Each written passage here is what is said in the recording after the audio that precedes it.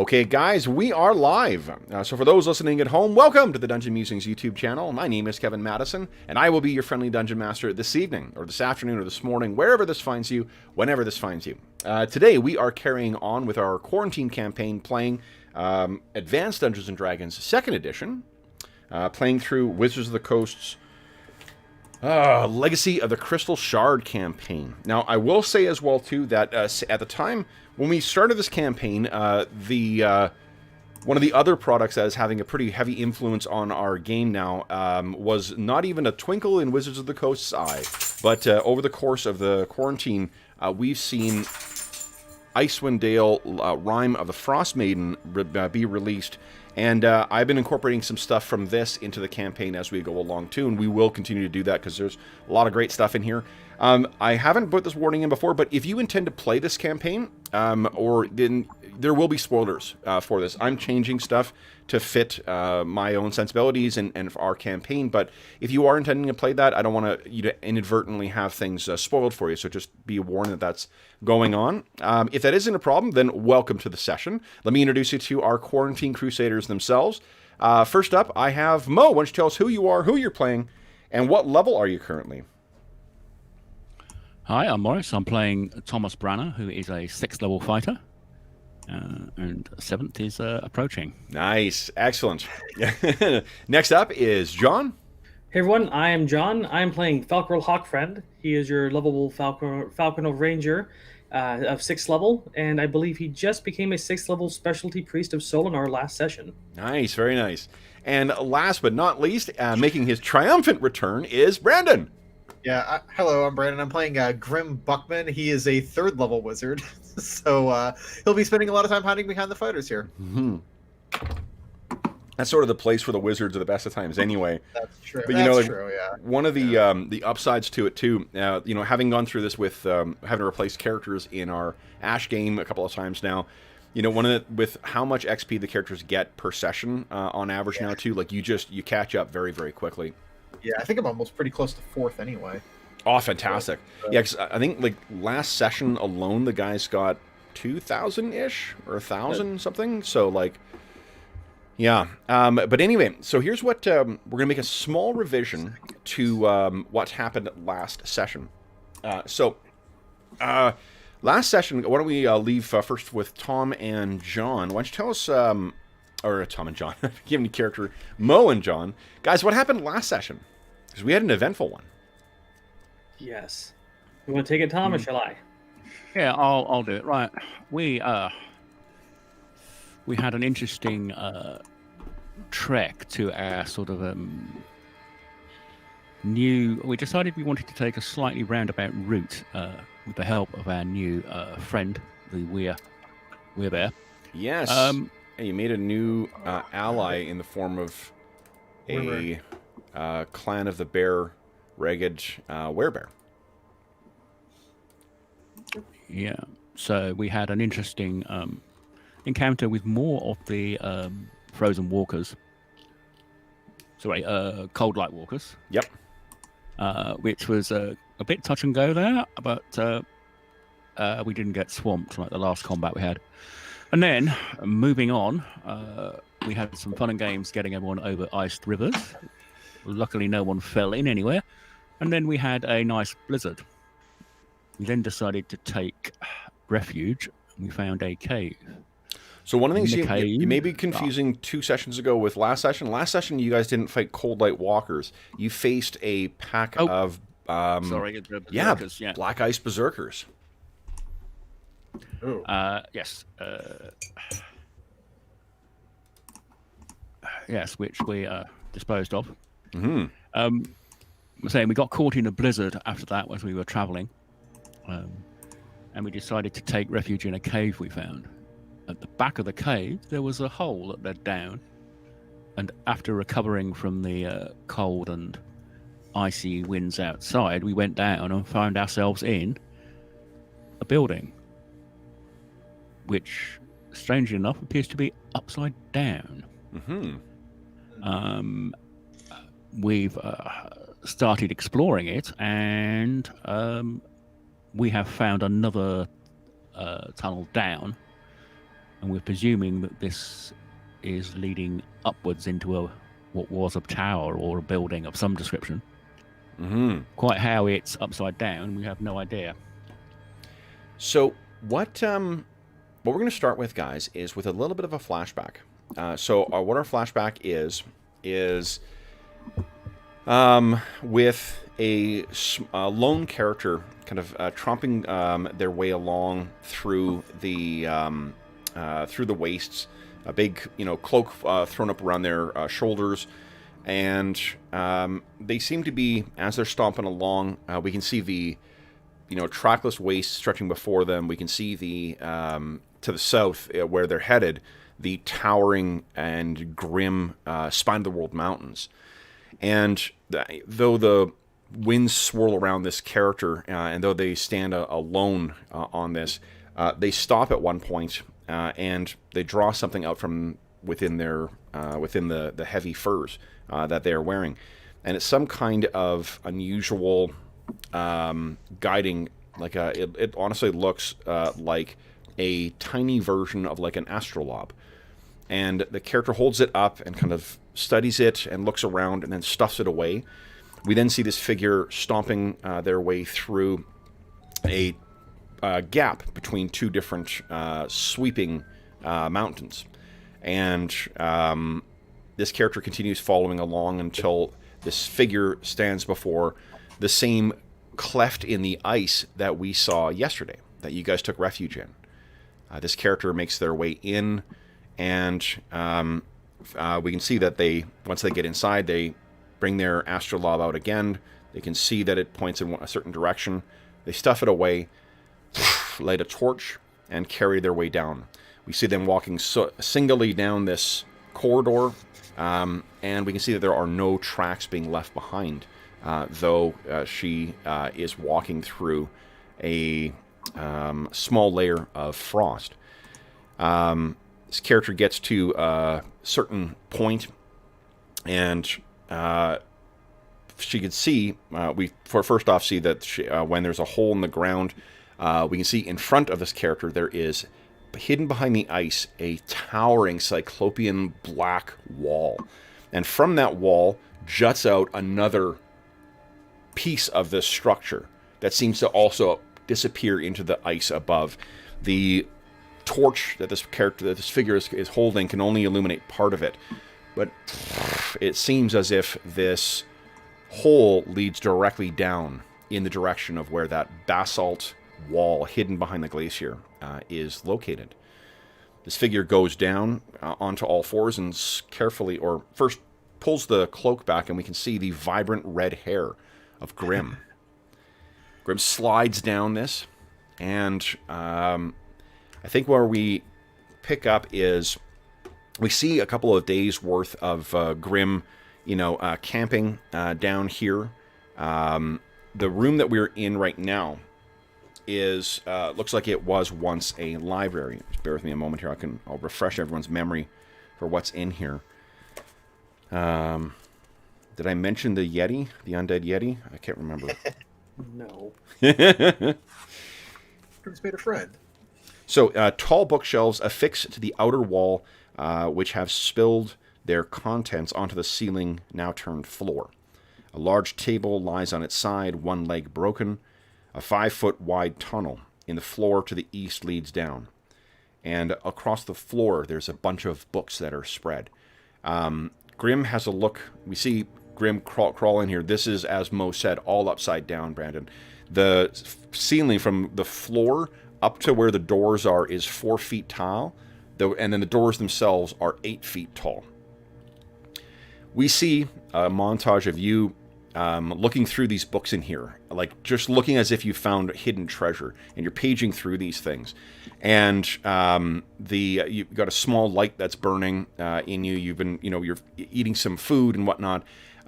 You've no doubt seen the massive hole that leads deeper down into the structure.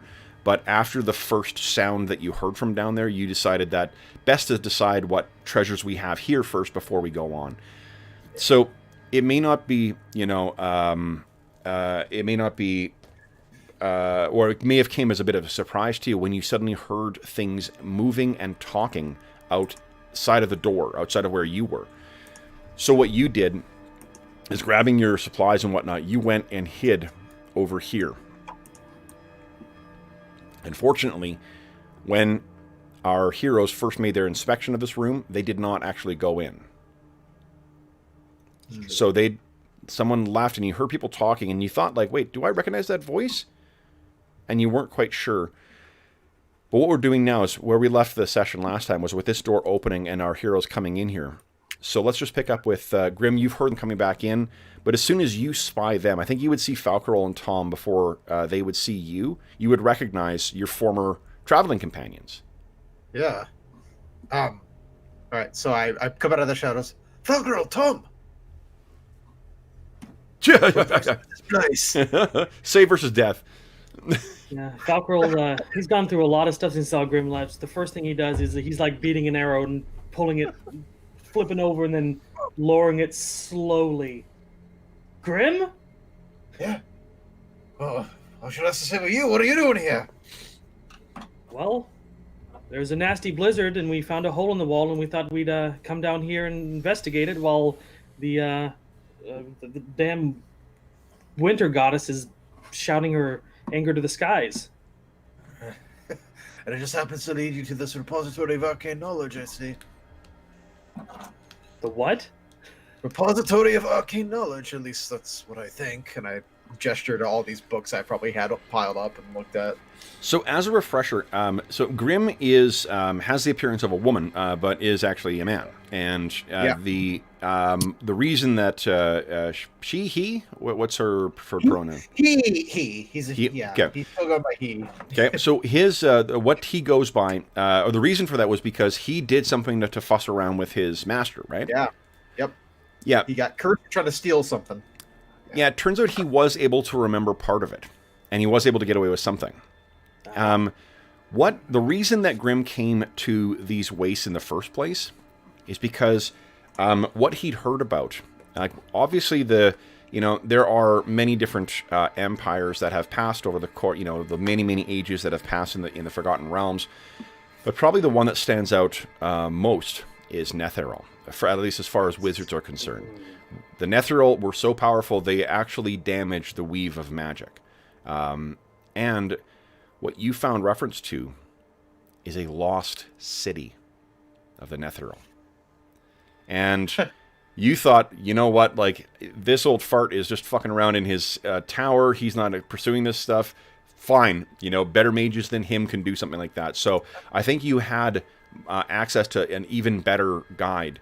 And this is when you were caught. You were, afflicted with this curse and you were cast out. But what he didn't know is that you had already retrieved an Astrolabe.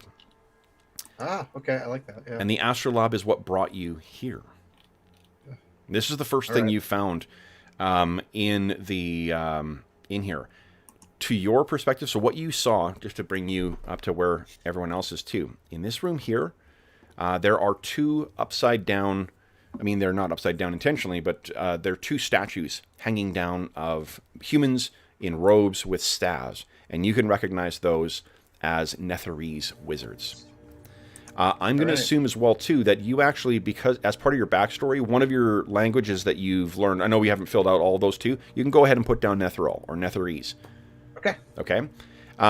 So you started exploring in here. You found nothing of value in that first room. In the second room, there was, it looked like it was a workplace or something that was destroyed. And then there was a third room over here that looked like a broken alchemical lab. And to be honest, there were no books there, so you weren't terribly concerned. So you actually missed that there was a chest affixed to the ceiling. Oh. But in here, however, you have been studying some of the books that have survived. And the ones that you have been reading in particular have been The Magical Wonders of Netheril, which is a collection of interviews with Netherese archmages who discuss their studies of ancient elven magics and the creation of something called a mythalar, a phenomenally powerful magical artifact that will allow massive, incredibly accurate and long-range transportation, as well as to affix certain phenomenally powerful magical spells. And it includes sketches of many devices. So in our montage, we would have seen you looking over these diagrams of different things. There is another called the Mysteries of the Faerim, which sheds light on some kind of malevolent creature that lives under the surface. A telepathic, funnel-shaped monster of incredible intellect and malicious will that lurk in the Underdark. There are also some disturbing sketches of them in there. And the last thing you've been that survived that you've been reading is Wizards in the Hollow, which is the birth of the Netherese Empire, which is a bit plotting, to be honest. This is the is it Goldman who wrote Rise and Fall of the Roman Empire? It's Gibbons. Who is it? Is it Gibbons? Oh, Gibbons, maybe, yeah, it's G name. In any event, it's three Netherese wizards who wrote this. Every single one of them is more interminable to read than the last, but it does. If you spent more time with it, it would have more information. That's all you've really.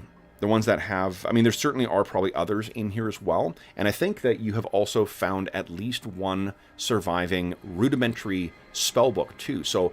What I'll let you do is, why don't you go ahead and, you don't need to do it right now, but like between now and next session, select, let's say, it'll have the rudimentary spells that are all in all of them. Why don't you select, say, 5 other spells for first level and 3 other spells for second level, and that will be in the spellbook. You will still need to roll to see whether you can learn them, and you'll need to copy them into your spellbook, but that'll give you a way of having some versatility. Did you say 2 or 3 second level? 3 second level. 3 second level, and let's say 6. We'll make it 6 and 3. 6 first level, 3 second level. And those will be in addition to what you already know. Those will be the ones of interest to you. Okay. Okay? So, having come in, what happens next, guys? I explained that to them, what you just explained to me. Okay. Probably they're not as interested in probably hearing about my... I do start going through the books, but I realize once I see their probably looks and faces as I'm explaining the long droning out book, I don't think they really care. Yeah. Uncle just scratching at his chin. He's like, "How the hell did you get here all by yourself?" Resourceful one. Made it this far this long. We've never left you in the Dwarven Valley. Yeah, probably. Well then, how about we explore some more now that I've had you here? Yeah, well, we're about to go down the hole in the floor/ceiling. Excellent. You brushed up on your climbing skills? Probably not. You see, he's got some rope with him, and he's got some pythons with him. So I'll let you have the basically same equipment. Thing is that you guys have someone's rope is leading up to the surface, so you're going to want to keep track of how many other ropes you've got. Okay, so for going down this one, then that's your intent, guys. Yes. Yes, let's do that. Tom, you want to lead the way, or shall I?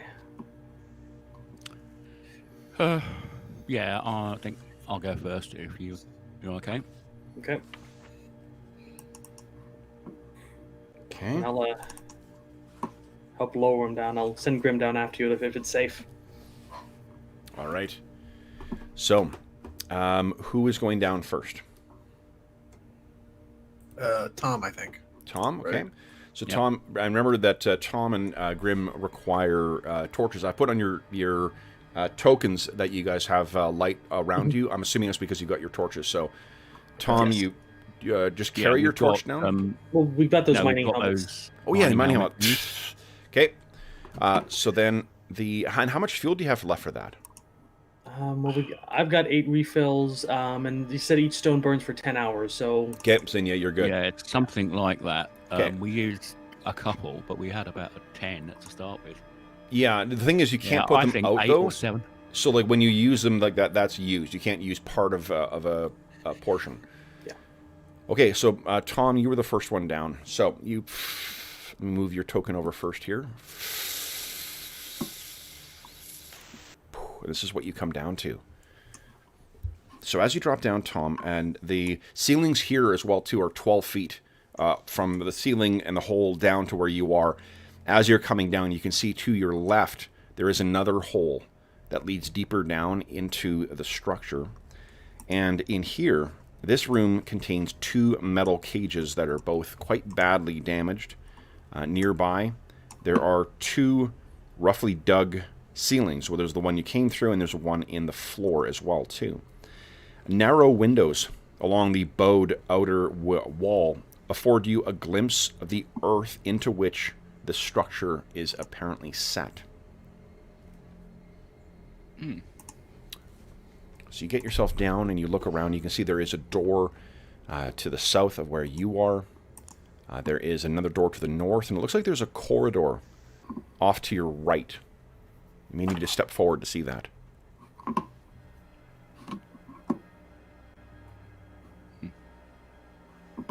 Yeah, so presumably it's just packed ice in those sort of windows. It is, yeah. Yeah.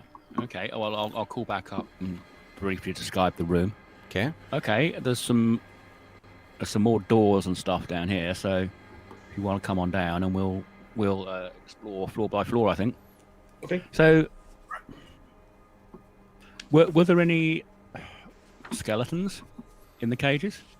In the cages? No. Nothing in the cages. I wonder what was stored in them. Mm-hmm.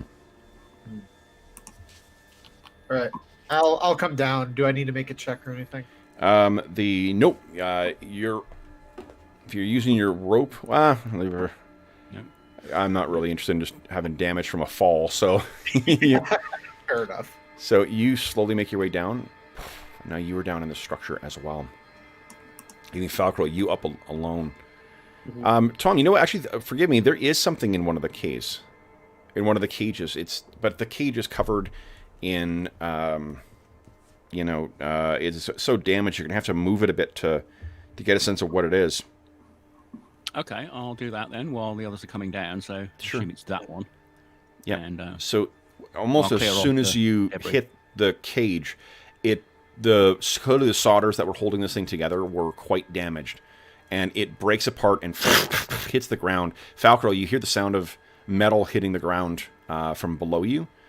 And what's in there is some strangely oversized and very decayed insectoid skeleton or carapace. It looks like it would have been about man-sized, thin, vaguely like something like a wasp and something like an ant. Large mandibles and multiple arms. Falcor, are you heading down as well? Yeah, I'm gonna make sure the rope's anchored properly, and then Yep. skedaddle down. Okay. yeah, I'll point this out to Graham and say, well, you're the history expert. Have you ever seen anything like this or heard of anything? What kind of proficiencies do you have, Grim? I do. Like all blue-collar professions, carpentry, engineering, and stonemasons. So Okay, yeah. No idea. And we said that you were from south. Do you know how far south you would have been from? I was like Candlekeep. That's right. Candlekeep. Okay, so yeah. So make a intelligence check at -8. So subtract 8 from your intelligence. There's a chance you may have heard of this stuff. It's just, Candlekeep is one of those communities that is no doubt full of insufferable people trying to tell them, like, did you know what I read today? Yeah, exactly. Right, so. Where's the... God, I can't even find the check. Oh, there is no on this one. You just got to roll a roll, and then you can put... what is your intelligence? It's 17. 17, so... okay. So you just want to roll a 9 or less on a d20. That's still pretty fucking good. Wow. There we go. No, not sure what. Yeah, unfamiliar with. Okay, so that's not. It's not -8 to your roll. It's -8 to your stat. Remember when we're making? Oh yeah. Sure. That's, Yeah. Sorry, it's just a different way of. Yeah. Yeah. In any event, 19 is definitely not. Not going to cut it. So you're not sure what this thing is. Lord knows what. Does it look like it might be like bipedal, like something that stands up, or can I tell? I mean, you could see it standing up, kind of. Definitely the upper limbs look different than what the lower limbs do. The lower limbs look like they may be more inclined to support that. Incidentally, once the kind of the fall or the cage hits the ground as well too, you guys can hear from below a cry. And it echoes up. And then it is silent again. Now, from where you are, let me see something here. Thomas, see your dynamic lighting there. Okay, no, that's a wall. Well, Thomas is going to see it. Was there anything left of its clothes or accoutrements or? It had no clothes on. No, it's just this very old and desiccated chitin. And if you kind of like move it around too, it seems to fall apart. Whatever, the chitin itself seems to have survived the intervening millennia. Grim may have given you the sort of the rough outline of the fall of Netheril. Let me give me 1 second here. Where is it? It is.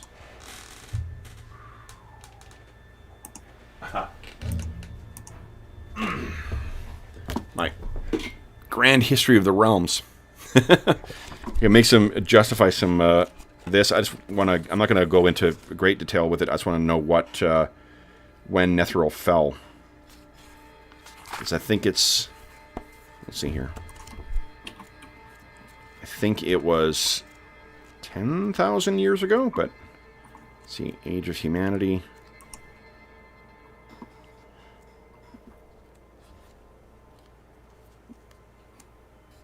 Okay. No, not that long, actually. So the present day is Dale reckoning like 1385. And Netheril fell. Looks like around 3,000 years ago. No, 2,000 years ago-ish. Yeah, so about 2,000 years ago is when it fell. We're going to dive into that book. It looks interesting. Okay, so what that means is that this thing has been, at the very least, 2,000 years. Possibly longer that's been here. So it's not surprising that just the chitin, none of the tissue that connects it, none of the things that holds it together remains. Tom sort of internally thinks that's not a nice way to die. No, certainly not. Inclines his head to whatever poor individual was in there. Oh, Tom, why don't you're from actually a little further south than what Grim is, because you're from Tethir. So give us a D20 roll. What is your intellect or your intelligence? Hang on, right out sheet here, Morris. Come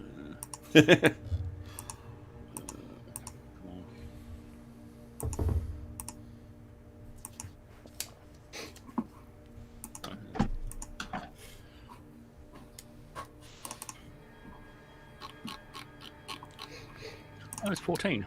14. Okay, so then 6 or less on a D20, please.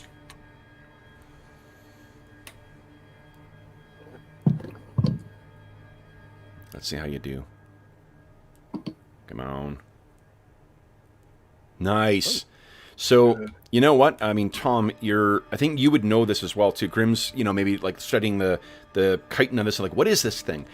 I don't know if you've seen one, Tom, but you've certainly heard that in the grasslands to the south, there is a species of very strange creature that Southerners call the Thrycreen, or the Mantis Warriors. And they are very savage, very aggressive, but most definitely sentient.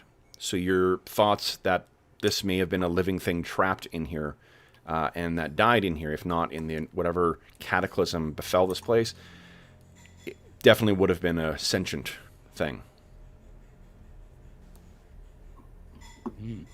So, from here, guys, you have 3 obvious exits. You have the door to the north, you have a door on the east, and then you have the passageway further down.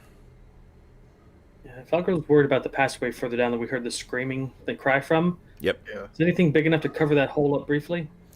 You might. I mean, definitely looks like the cages. I mean, how one of them for sure has fallen apart. You could probably put that over the hole, over the the hole, and it would cover most of it. If you brought the other one over, assuming it doesn't fall apart too, then maybe you could stack all that shit on top of there. It's gonna be a lot of Yeah. noise, though, Let's probably do that. And even if someone breaks through it, we'll hear them. Yeah, Definitely. Okay. buy us some time. Sure. So you guys take a couple minutes and stack all that stuff on top of there, so that hole is covered now. Why doesn't someone? I think there's a 75% chance that other one falls apart too. So someone give me a percentile roll. Yep, I'll do it. Let's see if it falls apart or not. No, it's intact. So you got the whole weight of that thing on top. Cool. Okay. Okay. Whoever felt this was, make the dwarves look shameful. Yeah. Not this long. So what would you guys like to do next? How about this door to the right? We want to see what's in there. Is this the one with like the doorknobs are like 9 feet up again? Yes. Yeah. Okay.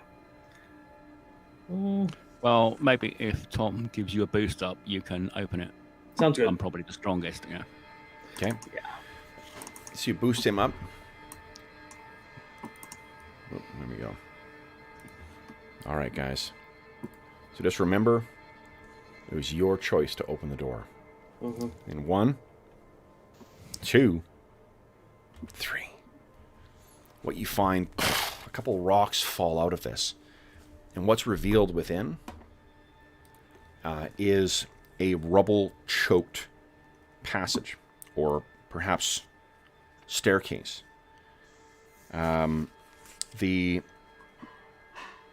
This is completely full of either earth or parts of the structure itself, completely impassable.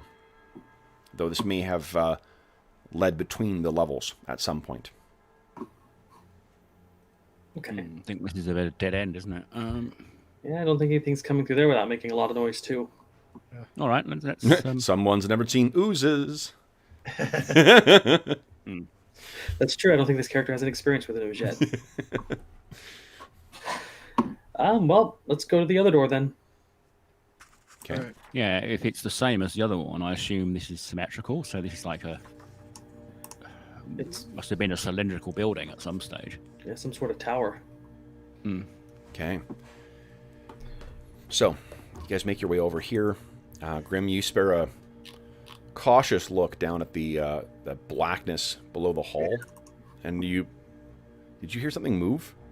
The sound maybe of like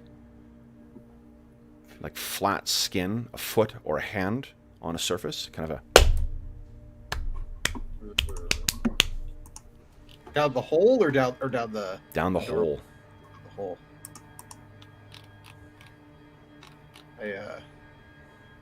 I'm gonna tread carefully over this way. If you want to get a better light, you could shine your torch down there. That's true. I'll do that too. Yeah. Okay. I'll look and see what. All right, so then what you see, we can picture you move over. Falcarol and Tom are getting yourselves ready. You cautiously move over, and let me get the handout ready for you.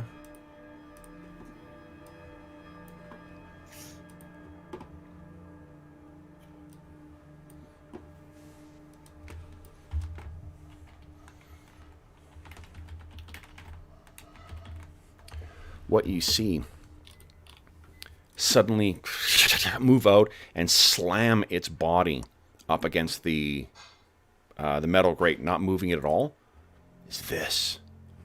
And you may see that it looks strange that those clothes are hanging directly up. That's because the illustration is upside down. This thing clings to the ceiling and hits up against it. Howls at you and then skitters back down below. Well, that's terrifying. Fascinating. I mean, you bring the torch back. Grim is completely unfazed. I think what you could probably pick up, Grim, the clothing that is on that thing, it has a Netherese quality to it. That's about right. Okay. So, Falcarol and Tom, you both going to spin around at the sound of this thing hitting there. Grim is moving back. You guys can't see anything there. What do you say? Bloody hell was that, Grim? Yeah, just random Netherese undead from what I can tell. I'm Totally having unfazed. undead in underground. The horrors that Grim has seen during his apprenticeship. Falkrill says, like, Grim, you didn't bring any silver arrows with you, did you? Not that I recall. No. Okay. No arrows. Okay. Then you guys make your way, or get your... Tom boosts up Falkrill to open that door. And guys, here we go. And 1, 2, 3. So what you see, looking there over the 4-foot break between where you guys are and stepping over or climbing over, I should say, the what would have been the part of the wall, you can see that there is an upside-down table that sits in the middle of the room, and books are scattered around it. Grim, your eyes kind of dance at seeing that. Clinging to the bowed outer wall is an upside-down fireplace, and along that same wall is a window with nothing but hard-packed earth beyond. What you can also see in here are 3 corpses. And they appear to be dressed like ragged... Well, 2 of them are dressed like ragged tribesmen. A third has ragged clothing on, but it appears to be a thinner body. Falkrill pays attention to the corpses just about 10 to 15 seconds just to make sure they're not breathing. Yeah. They do not appear to be breathing whatsoever. And they look remarkably well preserved as well, too. No doubt because of the cold. Falkrill, Tom, let me in. hold his head. So Falkrill hops in, pulls out his silver short sword, and then proceeds to go and stab each one of the bodies just to make sure they're dead. It's something akin to stabbing like a, stabbing into like a frozen side of beef. Okay. And you have to get it out. And as you get closer, you recognize that the one thinner body, now that when you stab it, the part of the covering kind of goes away, it was an elf. Falkrill sighs. It's clear, guys. Come in. Okay. So there are the best and most interesting books are, there's 2 of them that you can find there, Grim, written in Netheril as well. One of them is Ajamar's Guide to the Fantastic, which is a breezy, light-hearted treatise on illusion magic. It reminds you of some of the rudimentary texts that you read at Candlekeep as part of your apprenticeship. And I think in here you can select 2 illusion spells that will be found in here. What level? Both first level. This is a rudimentary text. And then there is another one that is the Unfettered Mind. And this text discusses how one might exist solely as a disembodied brain. Okay, my regular appointment's here, so I'll have to drop out for about 15-20 minutes. Sounds good, Mo. Okay, just turn down your gain, and then we'll see when you get back. He doesn't have his headset on. I don't know why I'm talking. The other one is the Unfettered Mind, a text discussing how one might exist as a disembodied brain, preserved for aeons in a magical suspension fluid, which includes many descriptions and are many illustrations of such how such a brain in a jar situation or condition may be achieved. All right. Well, Grim was hoping to get rid of his curse. He's open to options if that doesn't work out. Yes, definitely. He's that much of a misogynist that he thinks that living as a brain in a jar is better than as a woman. Good lord. Well, it's flattering. But... Yeah. So apart from that, it does appear that there are 2 other doors out of there, and I'll bring Tom in with you. Falkrill examines the corpses, especially the elf one, just maybe see a cause of death other than his recent stabbing. So the look, obviously, like the body is it's dead and it's quite faded, but it's actually, when you sort of move one of the eyes open, you can see it's got the lavender kind of color that is sort of characteristic of gold elves. And the skin, probably, it's very faded, but probably may have been duskier than what you or, say, Lex are. What a gold elf would be, or sun elf would be doing here in the middle of the Icewind Dale, or in the middle of this, who knows? Especially with the tribesmen. Yeah. If you're looking, you search the body, what you find on that is that there is some kind of ring attached that seems quite beautiful. There is a small, there's a small stone that appears to be secured in in one of his pockets, or one of the pouches at the side.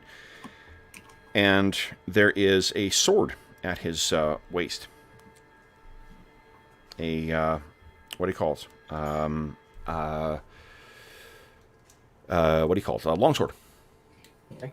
I'd look over the sword to see if there's any kind of markings that would like designate like craftsmanship or. Well, what you can tell, taking this thing out, you can tell that this sword, it's not elven. It definitely has a different design on it. And Grim, if you spare a look over from working on your books, you can see what Falcarol's holding up from that fallen elf corpse is a Netherese blade. Whoa. I had 4 moves of that. Okay. Might be magical, might want to keep it. Also might be cursed. Well, when he says that, Falcarol takes it very carefully, wraps it up in like a cloth and sticks it in the bag and doesn't touch it anymore. Okay. Well, what cloth is he wrapping it in? He has it's a waterproof pouch here. Well, I mean, you can't fit a sword in a waterproof pouch. He's gonna like wrap it in the hilt, and so he's not touching it and just stick it in the bag. Okay. So, and then does the ring have it? Is it like a signet ring or anything? It appears to. I mean, it's a very fancy looking ring. Okay. Grim may have, with his cantrips, may be able to figure. He won't be able to detect what kind of magic, but he may be able to at least tell you what stuff is magic and what is not. Yeah, I'll use my cantrips to do that. Sure. Yeah. Do I twice on both objects, or just once? Just once is fine. So go ahead and give us a proficiency check. Yeah. I think it's just your intelligence. Minus. I thought it has a negative. I thought there was a minus on that. I think it's only after you use it after a certain length of time. Like you're able to use it a number of times equal to your level or something like that. I can't remember, it's in the house rules, but I'll have to look that up again. I can't. That's fine. You know, we'll say so. You, for now, there's my roll. 11. Yeah, so that's more than good enough. The ring is enchanted. The sword is enchanted, and that stone. There's a rectangular copper-colored stone that is also enchanted. What if I take the stone? I go, wait, sorry? What if I take the stone? Falcarol, he looks down and says, if these things had not been magical, he would not have taken them from the corpse. But he says, we'll put these to better use than the dead elves. Sure, if you want to hold on to the gem. But Falcarol, he's going to give these bodies a proper send-off when they're done with the tower. And let them see the light again. So. Okay. He says a brief prayer over the elf and prayer to Solinar and apologizes for taking the items. Okay. Who is the ring? We'll just hold on to it until we know what it does. So I'll hold on to the ring. Grim does know identify. It would take give him a shit kicking, and he would need to take a day to memorize it, and then would take a shit kicking to his constitution for a little while. But yeah, we can wait till we're out of the tower. Yeah. Okay, so you have 2 other doors in here, guys. 2 other obvious exits. Let's go to this one on the right. And how strong are you there, Grim? You got any muscle on you? Oh, stronger than I look. gonna go over, and I've got 13 strength. Okay. So Think that'd be enough for him to lift me up there to the door? You can assume that Tom's here as well, too, guys, if you want to. Okay. Mo will be back momentarily, so. I'll have Tom lift me up, and we'll keep Grim out of immediate fire. Okay. I like that. Yep. You approve of that plan? I approve that plan. Yeah, Falcor's kind of protective and laconic, and he's gonna let the squishies get in front of him. Okay. Here we go. Now, guys. So you get on, once again, Tom lifts you up. You get to the handle, pull it open in 3, 2, 1. So this appears to have been a passage at one point. But it is now choked with rubble and... One second here, where am I? Yeah, choked with rubble, and it is impassable. Some rubble, some ice, some dirt. However, partially buried in the rubble, there is a human skeleton in tattered robes. How heavily buried do you think? There's no way you could, with the tools you guys have available, there's no way you could excavate the body. Okay. Part of the body is sticking out, or the skeleton. These remains have been reduced to skeletal. Although it's got that kind of,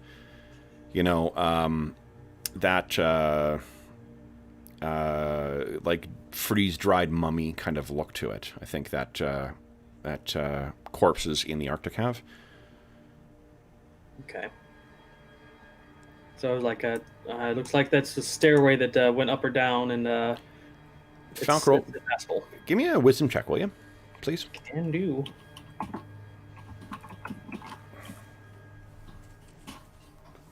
Nice.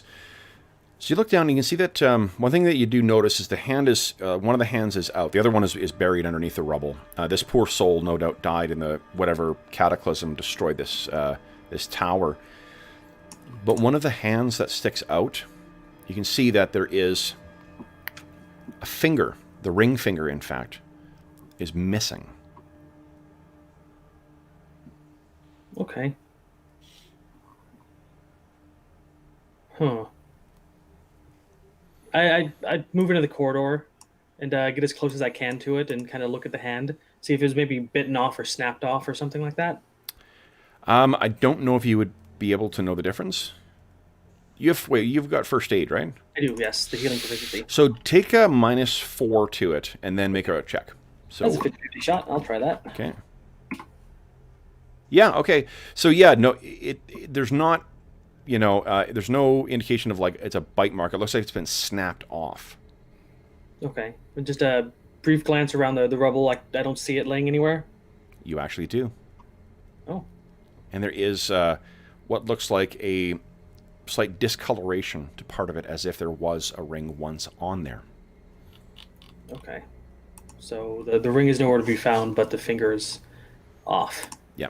Okay. Falco bends down and picks up what remains of the finger and puts it in the belt pouch, and he'll inter whatever he can above.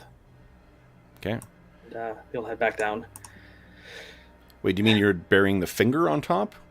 Well, I'm taking the finger back up to the surface with me when we do the other bodies. Or should I not do that? Yeah, I mean, like, you're separating part of its body from another one. It just, like, you would know as a cleric, that's, Okay. and that's, it's unfortunate what happened to this thing, but I mean... Okay, well, I'll leave it there then. Yeah.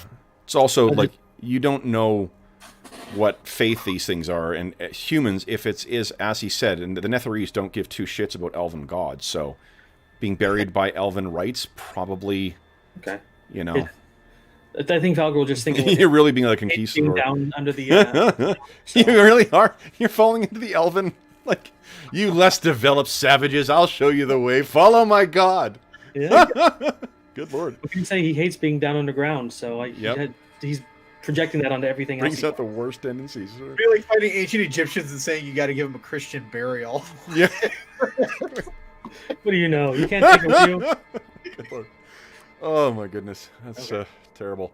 All right, So so Falco says, "Well, there's body that had a finger snapped off and a missing ring. Yeah. I'm not sure if the elf here had this as the ring or it's further somewhere else, but it must have been important. And we'll head to this other Okay. door then. All right. So that door likewise is 4 feet. Starts 4 feet up, and then the handle is about 8 feet up. Oh. Tom, give me a boost and Yep. let's There's a get boost up dangerous. there. You can hear again that cry.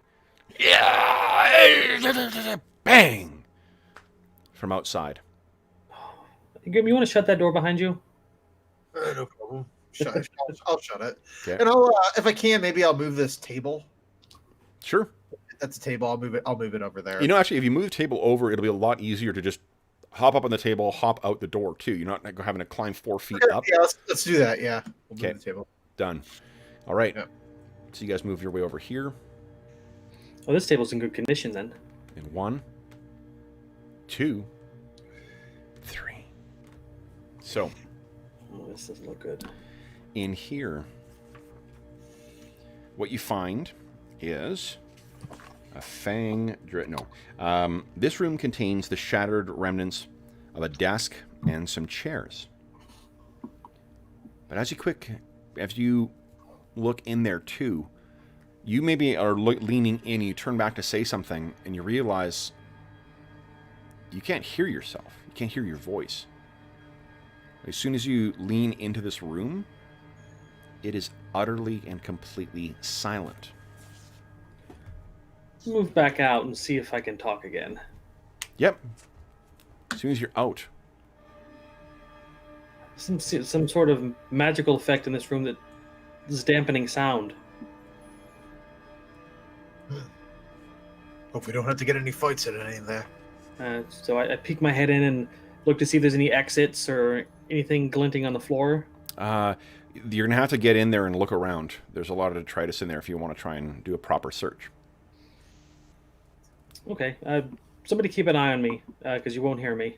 It's going to hop in there. As his flesh is poured off. Yeah, I did mention the acid on the floor, right? No. Oh, no. Shoot. John, what do you want to play next? Just kidding. All right, so you get in here, and as you hit down, the absence of any sound as you hit the ground is incredibly unnerving. And with each step, as you're moving stuff aside too, like there's no sound. You can't hear your breathing. And I think that's probably the most unnerving thing, is all those little things like your heartbeat, like the sound of you respirating, all of that is gone. The sound of your armor shifting, the creak of the leather, all those things that your elven ears would normally more keenly pick up, all of it is gone.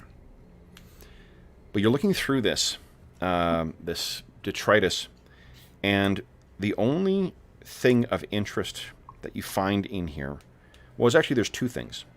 One is a small packet of some kind of herbs, and it's the treated container that's holding it, this little like satchel, is some kind of treated leather. It's very, very old, so it's, like if you open it once, that may be it. You may need to find something else to store this stuff. You also find a strange, about this big, emerald frog.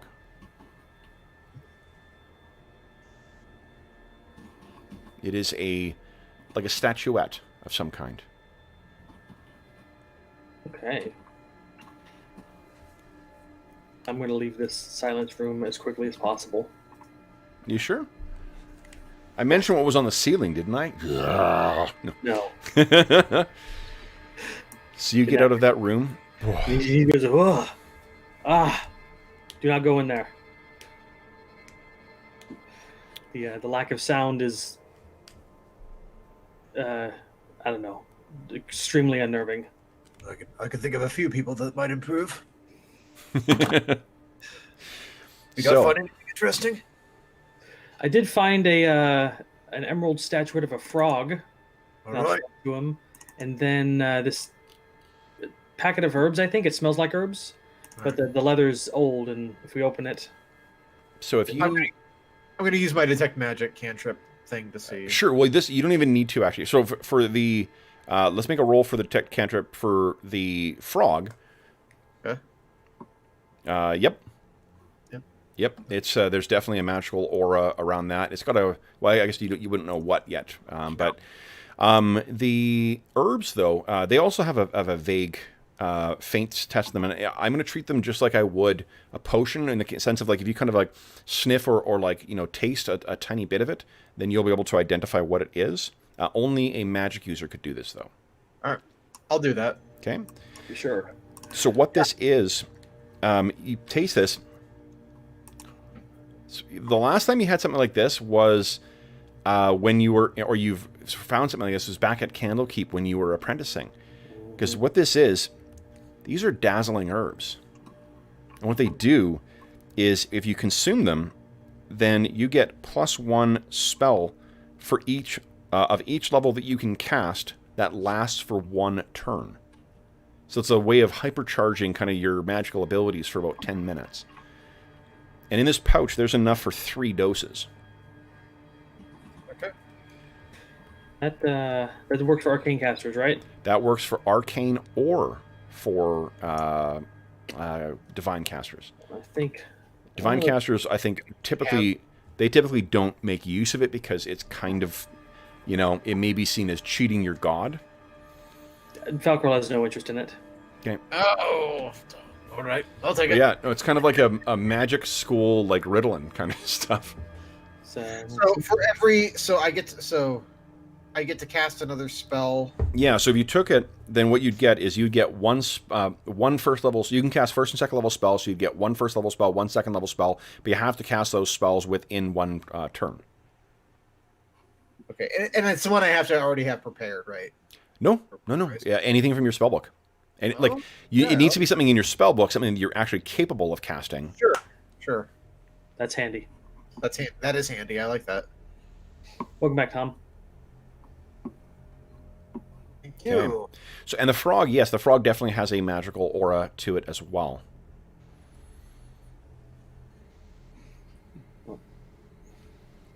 Guess I didn't see any exits in that room. I guess we're gonna have to go down the grates and deal with whatever that thing is. Mm-hmm. Mo, if you want to poke around and just see what the guys have exposed, go right ahead. Yeah. Move your token. Yeah. The room that is to the left of Falcarol there, that room has an eerie silence effect on it. You can't hear anything coming in from outside or anything from within in there. Hmm. Does it look like that was a cell? No.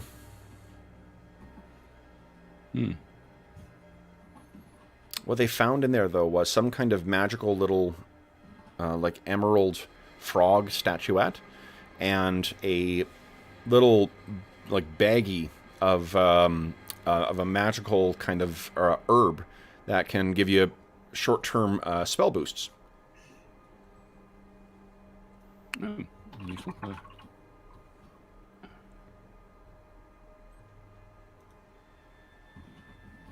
So, what do you guys want to do next?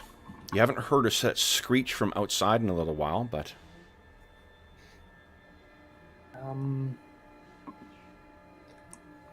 Head back to the other room and see. Well, I guess open the door to see if it's still safe. Okay. The big intact cage is still there, as are the things that you have placed to block the advance of anything from below. What do you guys think the odds of more than one of them being in this tower? Probably higher than nothing. What do you think, Grim? Was that definitely an undead of some sort? Yeah, I would say so. Sounds about right. We've had a few experiences with undead in the past. It looks familiar. Well, I'm not going to take any risks. We'll move these cages and we'll ready our silver weapons there, Tom. Mm-hmm. Yeah. Okay. So you start moving the cages, and I think, Grim, while the two fighter types... If you keep guard, I'll move them because I'm the... Okay. Yeah. If you can handle it. Okay, so Falcor, you take your place at the side there. Tom, you start moving it. Grim, I think you can still hear that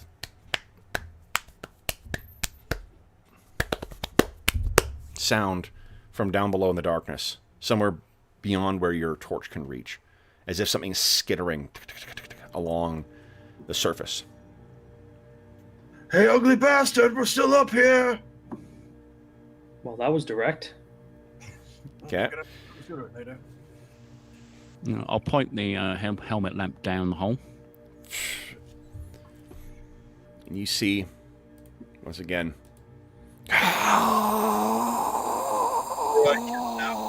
waiting there, clinging to the side and the inside of there. Can I take one of the heavier bits of the broken cage and drop it straight on its head? It's sort of broken in pieces. Like, you'd have to, if you can give me a bend bars lift gates check, I'll let you break off part of the thing. Good idea. I think this must be the first time in I don't know how many years I've actually done that. I could shoot it with an arrow. Yeah, where's the Ben bars hiding? Hold on. It's, I'm not sure. You just had to roll a percentile check for us. Your strength is what? Oh, yes, Ben bars 18? lift gate 20%. 20%. Nice. Go ahead and make a roll. Come on.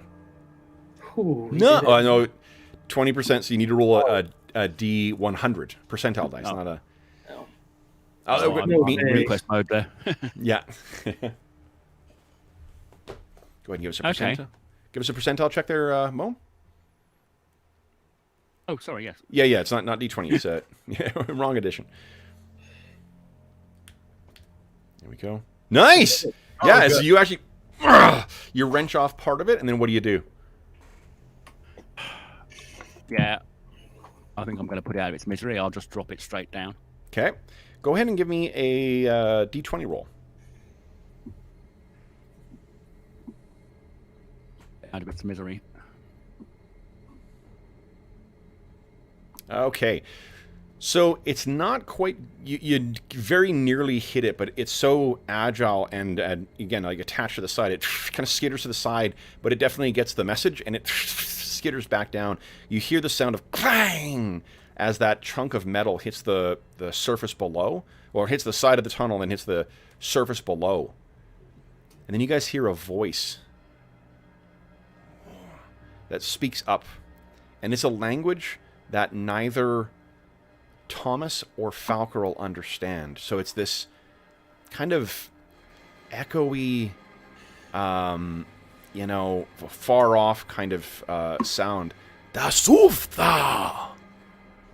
But Grim, you recognize this. You have to sort of process it for a moment because, God, like, who the hell spoke in this language in centuries?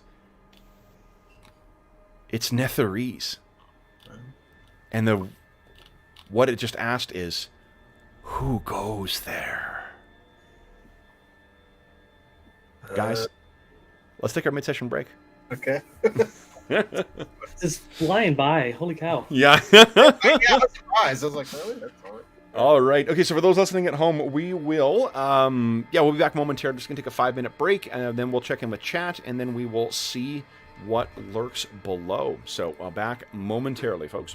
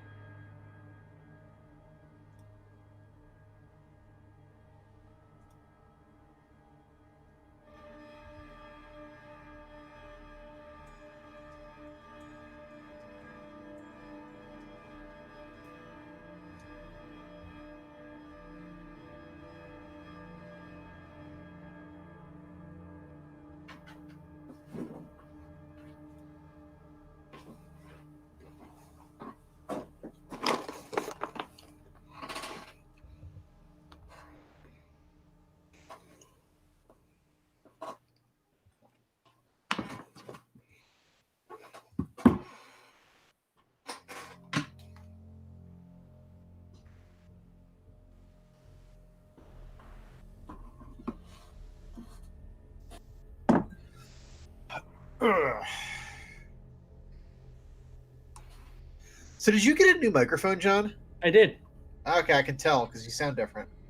Yeah, my webcam was using the sound and video, and Yeah. it just wasn't working well. Oh yeah, you sound a lot better over it. So it's almost like you. I thought when I first heard it, I'm like, wait, is John? Has he had a cold for all the years I know him? I'm like, oh, that probably. No, it was just muted. Well, So that's. yeah, somebody in chat recommended it to me, and works out very good. What did you get? If I remembered things, I threw away the box. Oh, okay. But it's the difference between what a $35 webcam will get you and a $35 microphone. Oh yeah, I bet. Yeah. Oh, it sounds really great. I like it. Sometimes it picks up stuff. Yeah. Yeah, I don't know whether to upgrade mine actually, because this is like an entry level Shure, and it was like 20 quid 10 years ago. Oh, it depends. I mean, I had a $20 microphone before; it wasn't bad, but Yeah, but I am running it into a Focusrite Claret, so it's quite a good interface, yeah. and that makes up for a lot. Yeah, the microphone I got is basically just a USB plug-in. So Yeah, same here. Yeah, I honestly don't know if I need a microphone. I have a Yeti, so I'm not really sure if I really need that for this, I guess. But theoretically, if I ever wanted to get into podcasting, I could do that. But yeah, I don't think people want to hear what I have to say all the time. So yeah, I don't think so either. It's kind of like, well, I had an idea of doing like D&D product reviews in Russian before, because there wasn't any channels that did that as much. But then again, I don't think my Russian's good enough to do that super well. But it can only get better. that's true. It would get better. Yeah, I got enough stuff going on that who has time to make podcasts, let alone listen to half of them. That's true. Yeah, I'd be like, yeah. That's kind of my rule of thumb. Like, is this something that I would read or do myself? If not, then why am I doing it? Like, that's Yeah. yeah. But a lot of people get enjoyment out of it. So like Kevs are always interesting. Oh yeah. I listen as often as I can, but sometimes I can't. Oh yeah. It's pretty good to have them in the background when I'm doing planning for my campaign that I run. Just to have background noise. I believe that. I do a Pathfinder 1 game on Monday nights. Oh. Are you running an adventure path, or is it actually just a Custom campaign. Okay. What level are your characters? Well, I kind of rebooted it recently. They got up to level 9, Oh wow. but the current ones are level 3. The campaign's designed to go to 20 and beyond. Yeah. Say, I was going to ask you, since you're the Pathfinder 1 guy, what is how is Rise of the Rune Lord still worth it? Rise of the Rune Lords is a very good game. They've actually remade it or republished it a few times. They have, and that's why it was actually Amazon's got this 3 for 2 deal right now, and that was one of the things that was on there. Mm-hmm. So, Yeah, our group's running through that at the moment in 1.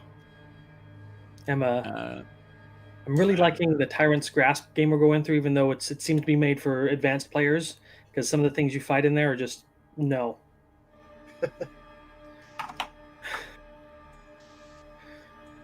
I like the Shadowed Star, though. Shadowed Star was kind of fun. I was running it as a DM, though, so. All right, sorry about that, folks. No problem. Okay. Let's see here. Ice King, what's shaking? You may be very happy with a potential magic missile today, so that's pretty good. Jeffrey, what's going on? Yeah, TARDIS and Colonel Sanders somehow. Yeah, definitely. Brian, what's going on? Morning. Thanks, Jeffrey. Thinks I'm a competent attorney. I jokingly said, so yesterday there was, Arnold Schwarzenegger was holding a bunch of conferences, I guess, with a bunch of different topics and whatnot. And one of the things they had was the creators of the Motherlands RPG. And he retweeted that, and I sent my folks and my sister saying, look, my hobby's officially gone mainstream now. If fucking Arnold Schwarzenegger is talking about RPGs in his Twitter feed. Like, it's crazy. And I was joking that, like, the many of the skills that I use in my day job are things that I cut my teeth on with this game. So it's it definitely has paid over some dividends. Yes, Ice King, 10,000 years. Yeah, Don, I have 2 different AD&D campaigns going on at the same time. We've got our Legacy of the Crystal Shard game, this one, and then we've got our Night Below campaign. So the one runs on the weekends, and one alternates on Saturdays with our Ash game, and then the other one is run on Wednesdays and Fridays, unless we have players that were down, then in which case we run something else. So, which I think that John, you've already answered. Maybe I should read before I try and answer the questions already answered by the players. Okay, so you where we left things was with one more layer of metal to be removed, or I guess you've removed all of it now and dropped down part of it thanks to Tom, and you heard that voice come up from below. So, guys, what do you do next? Anybody understand that? I will respond. Ones who would seek the knowledge of Netheri's magic, so that it would not perish from the earth. Okay, what's your charisma? Oh, probably not that high. I remember it. 12. It's not that bad. Oh, well, hold on. I got those scars. Hold on. Oh, that's only if they see you. That you wanted to apply that here. So just a 12 then. So does a 12 give you a reaction modifier? It does not. No. Excuse me. Okay. Excuse me again. My goodness. All right. Okay. And you hear from below. And this is again in Netheri, so only you understand this, Grim. Thieves, flee, or join your companions in the grave. The secrets of Netheril are not for thieves. And this echoes up. Grim seems to understand what is being said. I turned to my companion. I said, Vaguely feel insulted. They have the gold to call us thieves. Are you going to put up with that? You guys can hear the sound of something skittering towards you. Let's see Hold here. out. Grim, you're back. Would you give me a D10 roll, please? ooh, D10 roll. Oh, you guys are surprised. Oh, and I was going to do the Hollywood chings. I pulled my sword. So unfortunately, what you see is this thing suddenly bursts up from the tunnel, and it's moving, kind of upside down. It leaps up and twists around. You hear kind of things, bones breaking and resetting as it gets itself comfortable on the ground, and then It's nasty. the DM is checking. Grabbing his book. All right. This thing lashes out at, let's see here. 1, 2, oh. I'm going to roll randomly. 1 is Falcarel, 2 is Grim, 3 is Tom. So.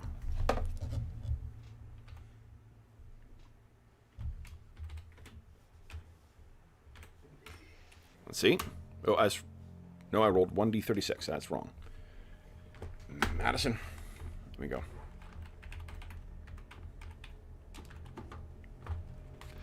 Falcarel. As much as I'm happy to take the hit for you, Grim, ouch. Your current AC with your buckler is a 1? Double checking. Yes, because of my dex drain. Oh, right. But also you've got no dex because you're surprised. Oh, okay, so my flat-footed surprise is 4. 4, okay. Let's see here. I rolled... Oh! You're lucky. I rolled a 3. So this thing leaps up, and no doubt because of your warning, it kind of reaches out at you.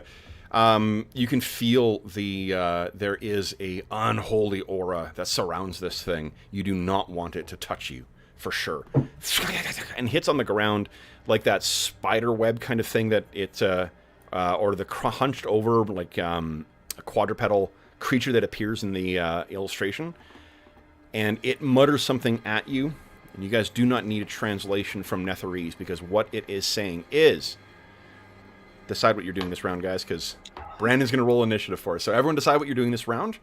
Remember, Brandon, just as a refresher, if you're going to cast a spell, you got to decide that you're casting a spell, decide what spell you're casting, and then we'll roll initiative. I will roll, you will roll. When I compare mine, you go ahead and make your roll. Whoever rolls lowest wins. And then, so ready? Everyone's ready? Brandon, beat my 7, please. I think I did. A 1. Nice. Oh, awesome. Triumphant return indeed.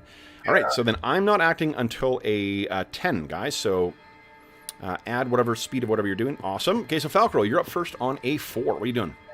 So just making sure undead, right? Fairly certain? You're fairly certain. Okay, Yeah, you will so- get your bonuses, yes. So I'm going to go after it with my silvered short sword and dagger. Just stab, stab. I'm like, don't let it hit you! Awesome. Of course, I roll a 1. Oh my god. Time for this to happen, Solinar. Come on. Was because you were trying to keep your allies protected. The That dagger is hit him- just enough. Yes, that is a hit. Okay, let me set up its health bar here.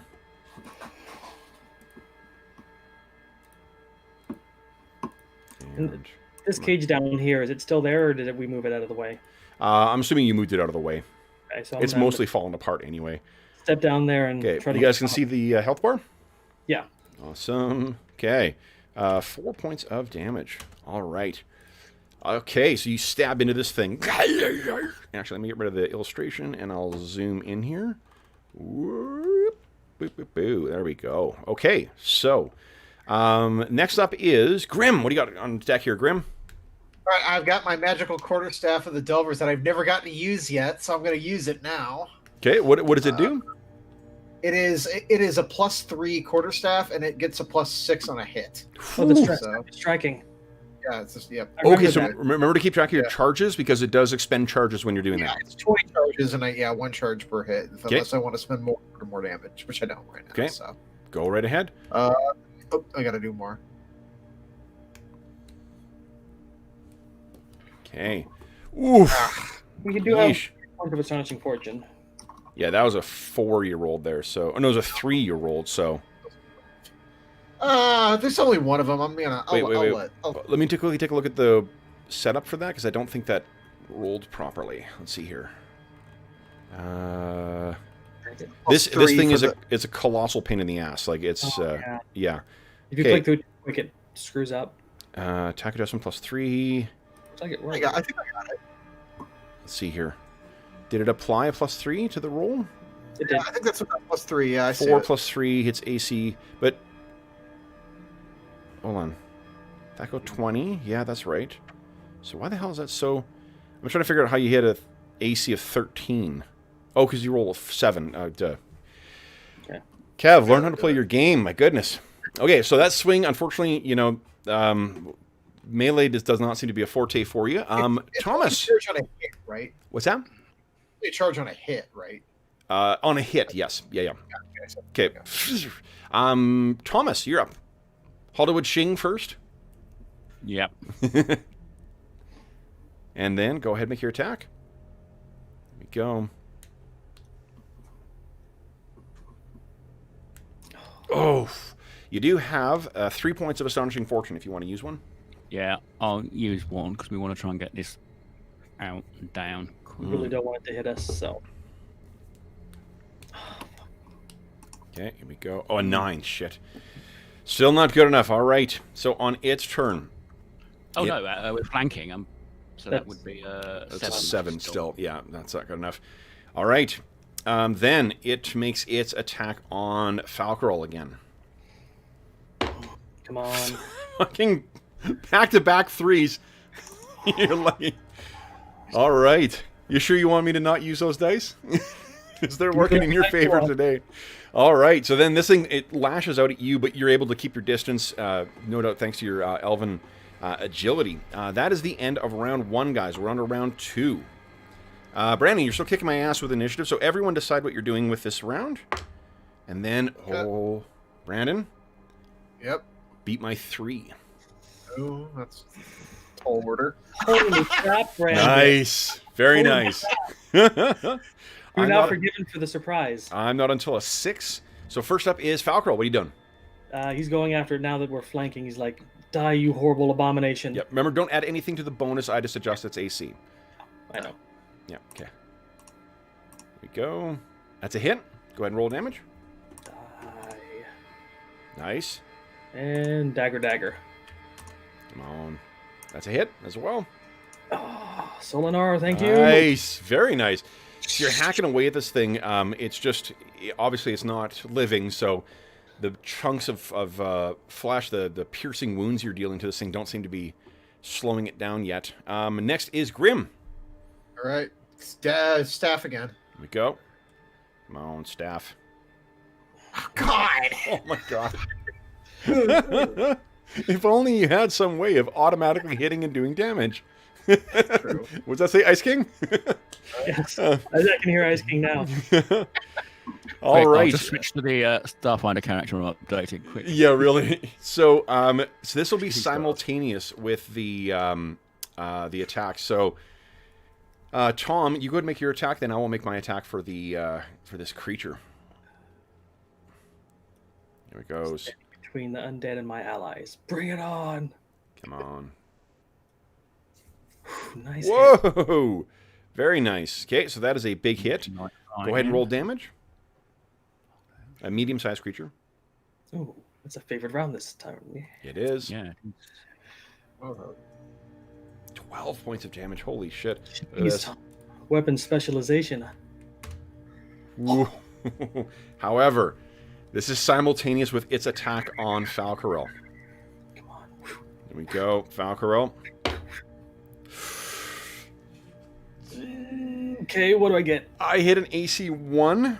So first you take this. DR will not protect against this because this is necrotic, life-draining power. You take 2 points of damage. Okay, 2 points. And then what's that save versus death? You also get a save versus death, but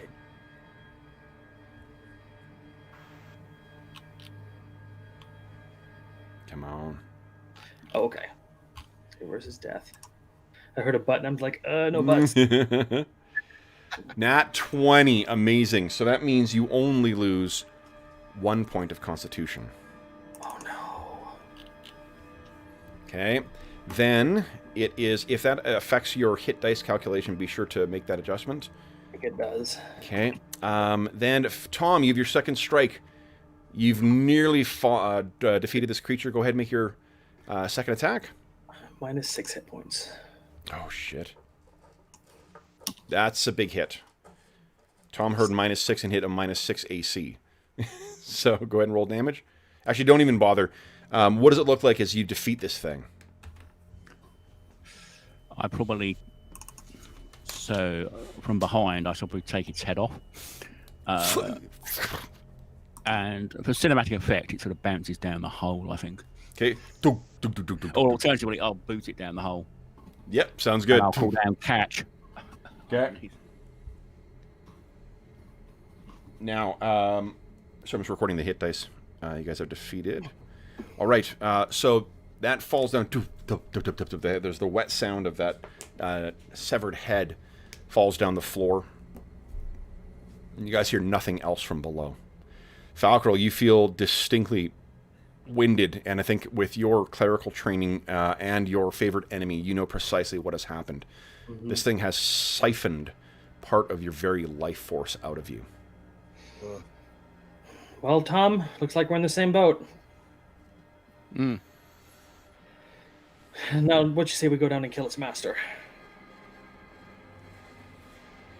Yeah. How would you guys like to do that? Who is going down first? Falcor will go down first. Okay. He looks everybody over. We seem to be fine as far as health goes. Yep. Yeah. So we'll use Falcor's rope here and climb down. Okay. Give me 2 seconds here. I just want to quickly...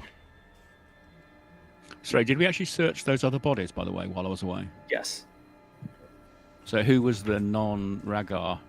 It was an elf, like a sun elf, that had a magic ring, a Netherese longsword, and an enchanted gem. Oh. I've got it in the party loot when we identify it. All right, well, I'll be interested in the longsword later on. Yeah. It's in my bag. I just didn't want to use it if we didn't know what it was, because Netherese may be cursed. Thanks, Grim. Grim knows from experience about curses. Yep, I do. Okay, give me a sec to find what I need here, guys. Where is...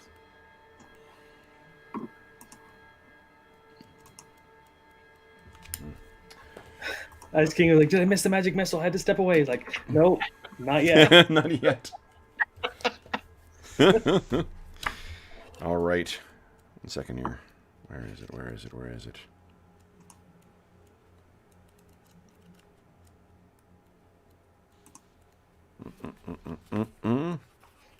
He's been calling for that for like over 30 episodes. Yes. Well, this is 37 now too. Oh, it is? Yep. Mm-hmm. Maybe over 20 episodes. Okay, let's see here.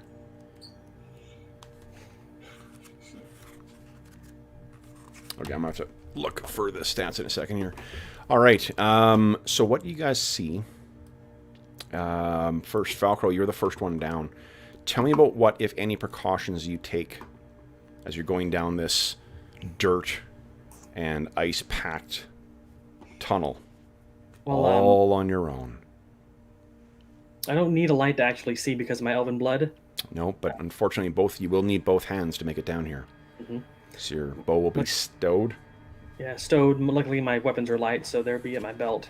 Okay. And I just move down slowly, and one step at a time, Okay. and just prepare myself for any moment to hand against the wall to grab a dagger and start stabbing.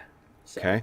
This side, so you sort of test the sides here, and unfortunately the sides are, while it is stone, they are covered in like an icy rime. So it would be very difficult to try and hold a position and fight. It's, you know, it would be trying to do fancy footwork on a sheer surface of ice. Gotcha. Not impossible. I mean, bear in mind, your characters are real badasses as well, too. So there is a possibility of you being able to pull it off. It's just that it will be a challenge. But knowing that, you still venture down. So what you find as you're going through, the sound from below, you think you can hear something muttering, but it's a language you can't understand. And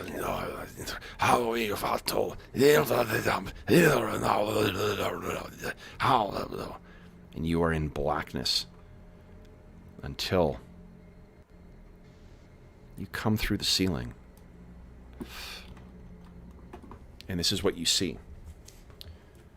So, to your left, there is another hole in the ground leading deeper into this structure. How far down does this go? You also see that this chamber appears to have once been a wizard's laboratory, as evidenced by the upside-down storage cupboards and empty shelves fastened to the walls, the shattered glass and alchemical equipment strewn across the floor, and the arcane symbols painted on what is now the ceiling. In the middle of this space, 5-foot-wide passageways punched through the ceiling and floor lead to other levels, one of which, of course, you came through. And near them, there is a collapsed wall to the left there, on the other side of that hole, that seems to expose a room that lies beyond. What you cannot see is any source of that laughter or the muttering. Whatever spoke to you above is not here. Okay. You can also see there are 2 doors still set into the walls 4 feet up as well. Okay. He'll make sure that it's immediately clear of enemies, and then lean his head up, cup his hand over his mouth, and give a quick whistle, similar to what he does for his falcon, to let the others know to come down. Okay. So there's a whistle that comes up. Who is the next one down?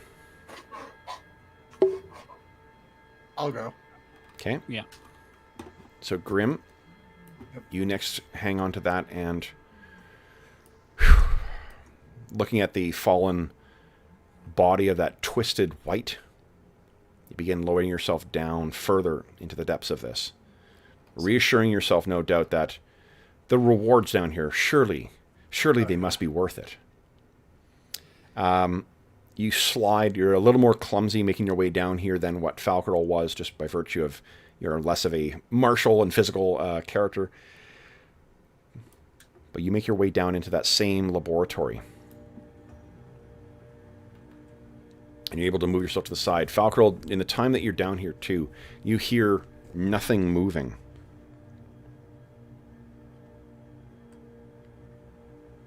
Yeah. All right. Do I, if I could read the symbols on the ceiling, do I notice? Can I read those? Is there getting any clues? Looking up, symbols are something to do with. I mean, it's something to do with working greater magics. It's not for spells or for summoning or things like that. This is the kind of stuff. It's beyond your scope, but it would be something akin to like creating a teleportation circle, or maybe something to do with those mythalars, those elven artifacts that were in that one book you were reading about, or maybe some other kind of as yet unknown Netherese magic. And no books or anything in this room.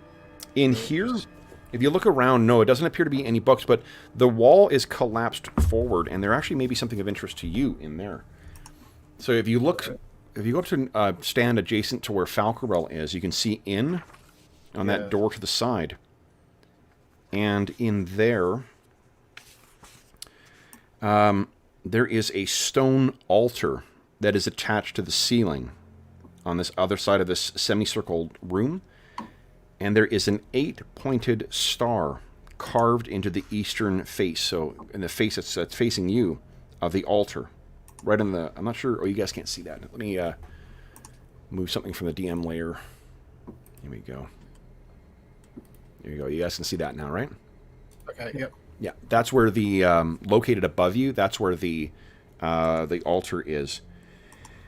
And I think at first you look, Grim, and you think, like, oh, it's a screwed up version of Mistral's symbol, or Mistra's symbol, the goddess of magic. And then you look at it and you realize, God, this is... Rumors say in your research, what rumors you've heard have been that before the fall of Netheril, that Mistra had a different incarnation, a different name. This may be her symbol, the goddess that predated Mistra. There. I slide around there and check this out. Sure. So you carefully make your way around. You sort of have to picture you're going to have to hang on to the wall and kind of swing yourself around with that hole in the ground. Falcarel, with him down here and Grim investigating that room, what do you wish to do? Just give Thomas another whistle, and I'm going to go down. Just going to keep an eye on Grim and go over with him. With her. Okay. So, Check the blood stuff. Tom, you begin making your way down as well. And as with Falcarel, you find that your passage is a little easier than what Grim went through. And as you lower yourself down into this room, what you can see is that your allies have crossed that big gap or hole in the floor and are inspecting a room on the far side there. Mm-hmm. I'll quickly check it, and then it's a space. I'll move over to that side. Okay. And ask them, what do you think we've found here? Altar to a previous incarnation of Mistra, looks like. Right. While Grim's looking at that, I'm going to keep an eye down at the hole that I'm next to and just let them worry about the altar. Okay. Can I reach the top of the altar, or is it too high up? I forgot. It is 12 feet up. Oh yeah. So like that's where the base of the altar would be. The altar itself is just one moment here. Like if I wanted to trace the symbol, the 8-pointed symbol, that would be too high up. Yeah. Okay. Okay. 1 second here. It would be too high up from here. So the altar actually is 3 feet tall, so it's about 9 feet up to the very tip of it. So like with the help of your allies, you may be able to get yourself boosted up to it. Yeah. Maybe let's see what else is around here first. Mm-hmm. Before we waste time. Okay. So as you look around, there doesn't appear to be much of anything else in this room, at least not in here. Looking at the ceiling, you can see that it is what you're walking on, I suppose. It appears to be decorated as if it is a star field. And it has a bit of a concave quality to it, as if this room was specifically designed to evoke kind of a semi-globe as you're looking around. And then the rest of us here too, there is some stuff, but before you guys get a chance to move really any further, I'm going to move you back here, Tom, because while you guys are still in that other room inspecting, something does happen. Oh, right, so I'd actually... Yeah, because you'd moved yourself in there, that's when you can hear the sound of that voice from the far end of the corridor, and all of you guys turn and look. And what you can see moving out of the shadows, as if being formed from it, is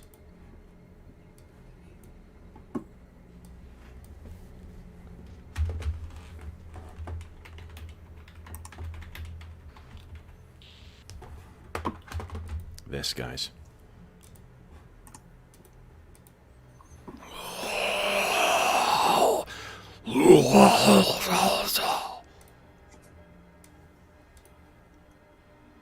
And this thing manifests right here.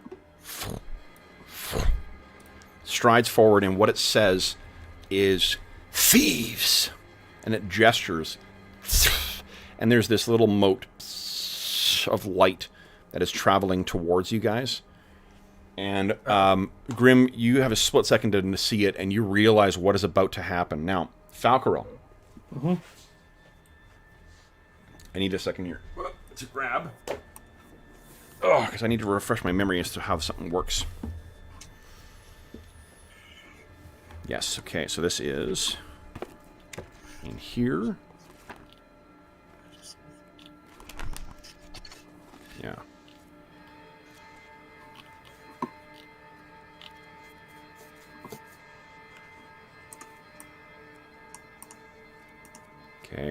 Okay. Then, what I need is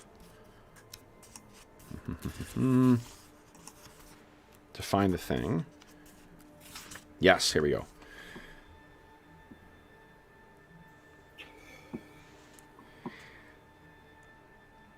So you step back. What I'll let you do...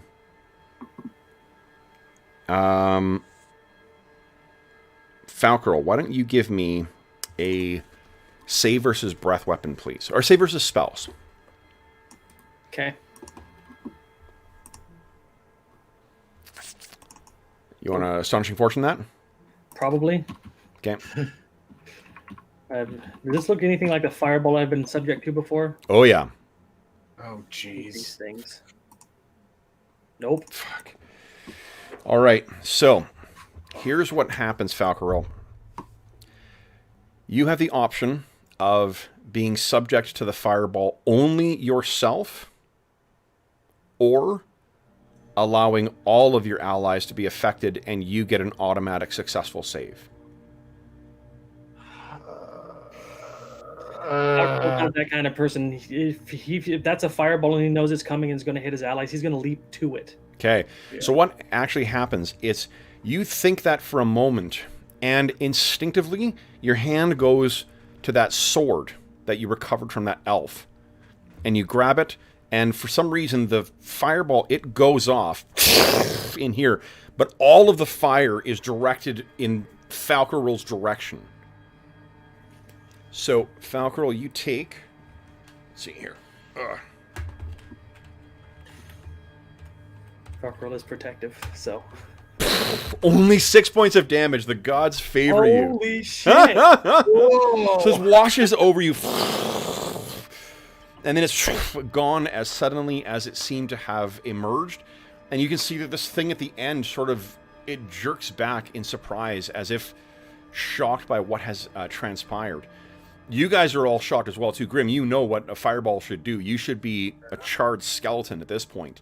But somehow something has... And the bag in which you put the that blade, Falcarel, is completely scorched away, so only the blade is revealed. And I think it then probably falls to the ground.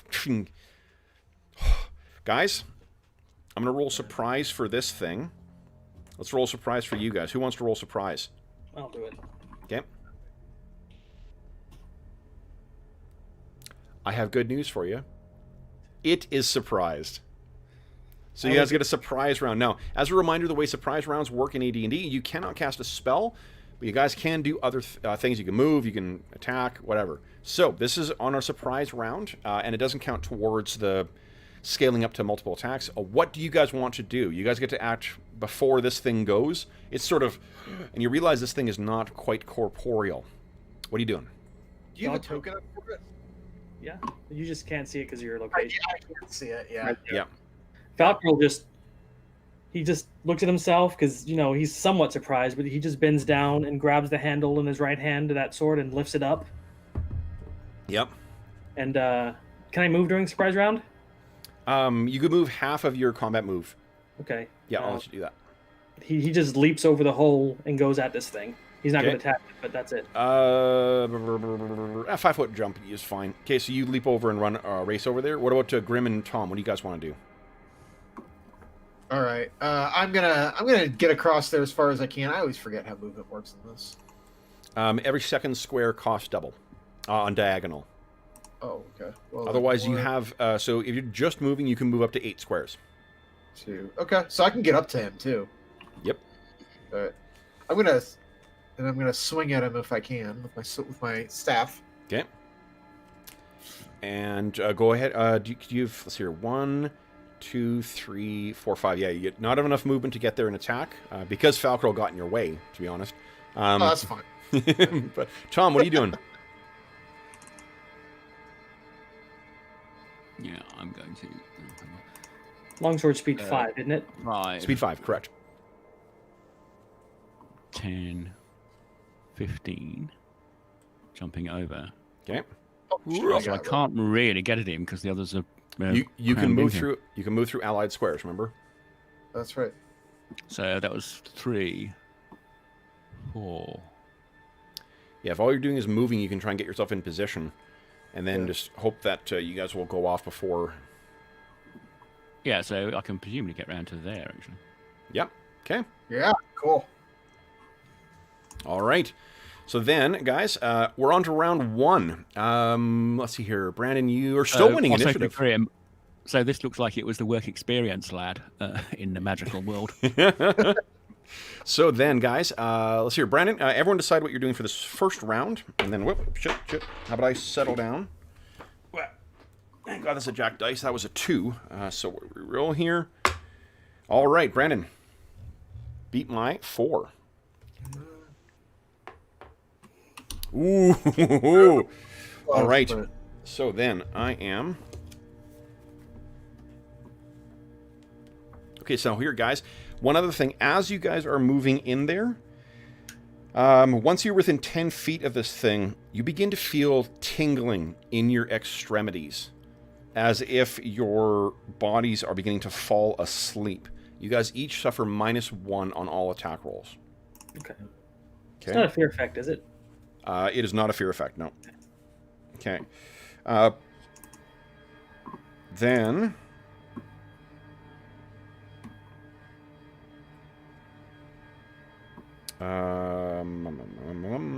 okay. It is... let's see here. I rolled a 4, which means I'm acting on a 5. All right, so I have... It gestures... Actually, no, it'll attack, actually. That sounds more fun. So, first it's going to try and push you guys away. So, Falcarol, you were the first one there. It reaches out towards 18. So, I hit you. You do not take any damage, but would you kind of give me a 1d4 roll, please? 2. Are you right-handed or left-handed? Falcarol, double check. He is right-handed. Right-handed. What's in your left arm right now? He would have grabbed out his silver short sword. Okay. This thing touches you, and your left arm goes completely numb. Your silver short sword clatters to the ground.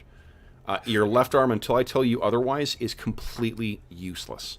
Okay. And then it turns to Grim, I think, because you were the second one there. That hits you as well. Would you give me a d4 roll, please? D4 roll. A 1. What is in your right hand presently? I'm gonna say it's probably he's holding the magical quarterstaff. So. Okay, so this thing touches your right arm. Your right arm is completely useless now. You've dropped it, so you're not going to be able to effectively use that quarterstaff. And, all right, then it is... Grim, you're up first. What are you doing? So... Well, I was gonna hit him with the quarterstaff, so... let's do this. Go ahead and make an attack roll at -4, because you're using it ineffectively. It'll be... in addition to the -1 that I'm already... In addition to that tingling numbness that you're getting from this thing's aura, yes. All right, let's see this. So then I can do miscellaneous bonus -5. So -5 total. -5, that's right, yeah. Okay. Oh! Nice! He rolled a 19. Okay. That actually hits. Okay, I'm going to expend 3 charges to get plus 12 on the damage. Holy shit. Go ahead and roll damage. Smack the crap out of it, Grim. Yeah. Okay, let me put a health bar on this thing. Oh, 14. that is nice. Wow. Okay, so here is what you see. Let me set up its health bar, and this is how badly it has been affected. This thing seems to discorporate with the explosion of magical energy, and it howls out in a fury and shock. Next is Falcarol. What are you doing? And Tom. Falcarol and Tom, what are you guys doing? You want to go ahead, Tom? Yeah, okay. I'm going to run it through with a longsword. Okay. Silvered one, this is. You got it. Go ahead. Oh, big hit. Go ahead and roll damage. He rolled a 19 as well. Shit, guys. Okay. Oh, it's got a... Jeez. Okay. Then it is Falcarol. What are you doing, Falcarol? Falcarol, he just leapt at this thing after the fireball. There's a fury in his eyes, and he just left arm numb. He just stabs at it with a Netherese blade. Okay. Go ahead. Tries to take it in the chest. I'll get one attack with it. I'm using my versus undead. Is that correct? That's right. Yep. Okay. This is most assuredly undead. And a -1 because of the effect. That 20. Holy hell, guys. Nice.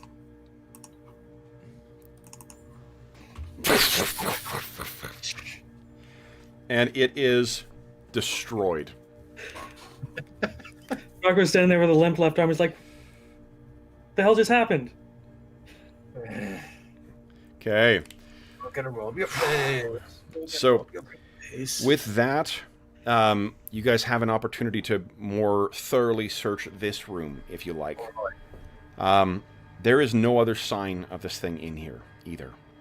So, searching through here, you find a couple of things. For one, you find a small vial of something. It's kind of a pale blue liquid with a bit of a silvery kind of sheen to it that glows when agitated. You can sip that to test it if you like. I'll sip it. Okay. Sip. You're a very one brave wizard. Yeah. Is this a Let's see sip? here. This is a potion. I don't know what to call it. Potion of mana. When you consume it, it will restore one previously cast spell of levels 1 to 3. And there's actually 2 more of those. So there are 3 potions of mana. Ooh.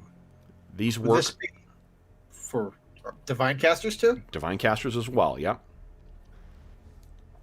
You also find more herbs as well too in a kind of a jar container. And if you sample these are actually arcane herbs. And what they do is they double the duration of any cast spells. And you kind of have to consume it and then cast. Okay. Okay. And you found one of those, or There are 3 of those as well. okay? Double 3 duration of them. arcane spells cast, consume cast, 3 uses.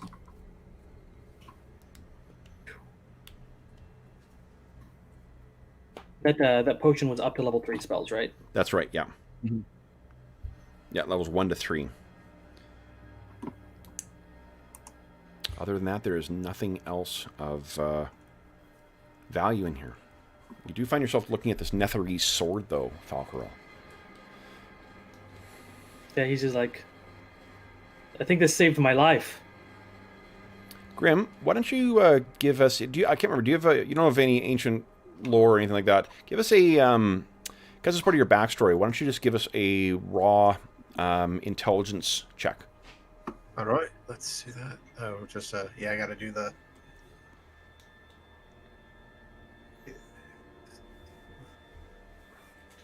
Nice.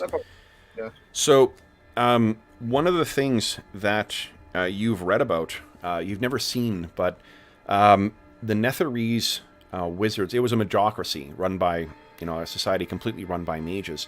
But they didn't, they also relied on both bodyguards and themselves to keep themselves safe from some other adversaries. And what often they would do with their favored protectors is enchant blades so that they would make the caster or the bearer immune to certain spells.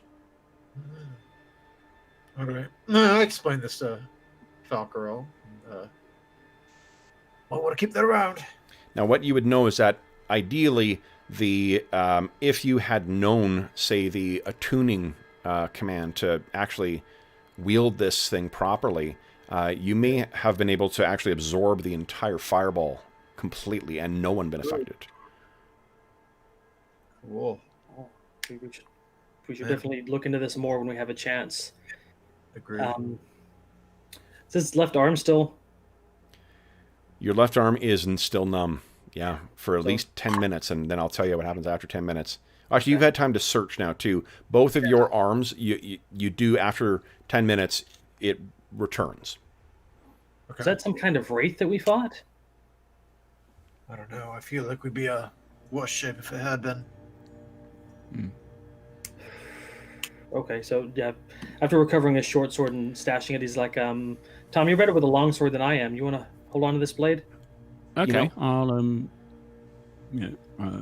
put my other one away and Sure, you take it and you kind of test it. This has fantastic weight to it. So,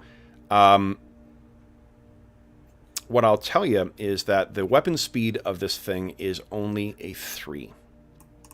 nice. Yeah, this is maybe one of the finest long swords you've ever carried.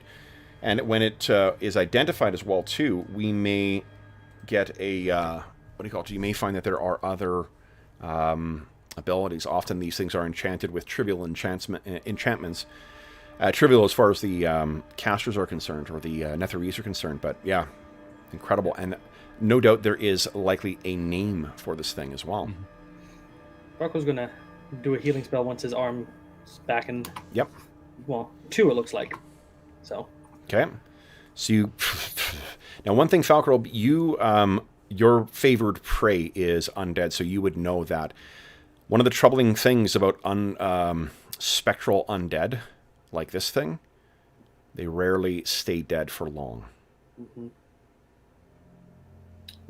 We should do what we can here and leave before it comes back. So just kill it again. It didn't seem so hard. Ow. This is where they have like some hidden casket with their life source in. I mean, Tom's presumably heard rumors of this sort of thing. Well, I mean, I don't think that that's common knowledge. Like, amongst D&D players it is, but okay. There's such a preponderance of different... I don't think that, like, liches would let it get out that the phylactery is what you need to destroy, right? That would be... and the thing is, too, like, one of the nice things with us playing with the benefit of the entire edition out is there's all sorts of shit that's out here. The trouble that Falco will know is that, yeah, there's some undead that do that, but the aura that you guys encountered is not something he's ever encountered before. This could be some kind of strange, unique Netherese influenced thing, right? Yeah. And then Falcro's cleric training is not against undead. That's just his ranger specialization. Yeah. So should we look at the room to the north then? This one room to the east looks smaller and could be a closet. I think from the level above, that's going to be the stairway. True. If it's symmetrical. But yeah, okay, we'll try that other one to the east then. Yeah. Have Tom lift me up. Okay, I'll back you up with the sword. Okay. So, you guys get to the door there. This one is a little difficult to get open because there's just so many monsters behind. I mean, what you guys find as the door is open, it's as you suspected. Staircase, okay. And is the packed staircase that would have led between these levels at some point. Was it this this wall to the north, the north wall of this east room of the wraithing came out of into our view? It seemed you only heard it. You guys were focused on this strange, the whatever, like the chamber or the shrine. Okay. You know, that was distracting you guys. So I think when you heard it and you turned around, that's when you saw it standing there or floating there, more accurately. Here's the thought: what if the altar triggers the essence of this wraith creature? Well, we heard if we it face came the down. altar, Well, we didn't touch it, did we? no, but we were close. But if we deface the altar, maybe it will go away. Well, you Maybe said it was later. the particular god, Previous incarnation of Mistra. Yeah. who isn't normally evil. Personally, I think I've pissed off enough gods. I'd rather not piss off another one. Mistra That's a is... dead Grim is not a devotee necessarily, or like a worshipper, but I mean, any mage would know that Mistra is the goddess of magic. She is the one behind the weave that they use to bring the impossible into reality. What it's said is that at the fall of the Netherese Empire, that they somehow did something to damage the weave, so that you can draw a line from how magic worked before the fall of Netheril and the time afterwards. And if magic worked differently, then what that may have meant is that the goddess of magic died or was irrevocably transformed. She is not a evil goddess, though. Certainly wouldn't be in league with Auril. Totally different area. Any overlap would be by accident. She is, however, someone who is worshipped by any kind of arcane caster. Or at least is they're aware of her. As I say, it's an old dead god, perhaps, so no harm, no foul, right? Personally, if you're an arcane caster, don't piss off whatever Mistra thing is now. So, I don't think Mr. Now would care. But if I don't want to enjoy your sensibilities. Well, if this room's clear up here, we can look at the altar. All right, let's Okay. So, you guys are going to inspect the altar again? North door, and then North door and then there. Okay, so once again, you get up. You're propped up by Tom to get to that that door handle so far up. And then 1, 2, 3. And what you see in here, guys, then is some effort has been made to arrange the contents of this upside-down room, creating a functional office. A table stands in the middle of the room, surrounded by small stacks of books. Lying on the table is an amulet on some kind of chain, and there is a figure sitting at the table, bent over and seemingly studying one of the books lying there. The figure has its back turned to you, but the desiccated flesh from the side of its face tells you that this figure is long dead. Died at its workstation, no doubt. in that pose. In that pose. What you can see, Grim, if you poke your head in there as well, the figure sitting at the desk there has a what do you call it? Has a the robes that are on it, though very deteriorated over time. They are definitely of a Netherese cut. You can also see sitting in the far corner there is a statue that's a life-sized stone statue of a wolf or dog. I'm gonna take the amulet that you said that was on the desk. Sure. Okay. I'll cantrip that if I could. Sure. And you see Falcrel in the background just shaking his head. This wizard is audacious. So you walk up and you grab the amulet. What's in the middle of the amulet is it's mostly unmarked, but there is a like aquamarine colored stone in the middle of it. And if you look over, you can see that the dog has identical colored stones as eyes. Oh, okay. Hold on, let me find my. There we go. All right. Okay, definitely magical, as is the stone dog. If I put the amulet around the statue of the dog's neck, does it do anything? It supports the amulet. But nothing happens. Nothing happens. All right. Just a statue. Where is it? If I get out my dagger, can I like? I don't want to pop them out, but would it be possible to pry out these gems out of the eyes of the dog? Are you going to try doing that? I just to test it, just to see if it moves or if it's okay. You push how hard it is. push at it.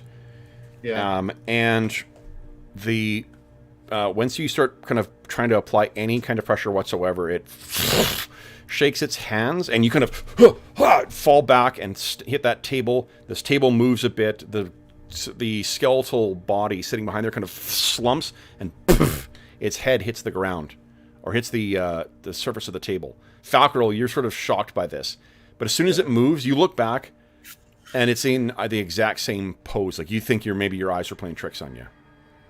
Falcrel clears his throat. Is there something about that amulet you want to tell me there, Grim? I know that it's magical. Is just this beyond that? Is the stone dog magical too? Yep. They're Looks probably like it. linked together. Yeah, probably. I tried putting it on. Didn't seem to take to it. But, You didn't tell him about putting a dagger to its eye? I did that too, but I think they saw that, but like I'm that's making an intelligence check for Falcrel to see if he's nope. Okay. I was trying to draw the line between maybe the stone's attuned to the amulet to act as a guardian of the wearer, but he's not. Well, I think the reason that you may have been distracted is because there's actually what you see sitting on the table as well. First, in addition to the amulet, hi, sweetie. Anna says hi. You can see that there is 2 other stones. There is a lozenge-shaped yellow stone, and there is a long kind of ellipsoid-shaped pink stone. Okay.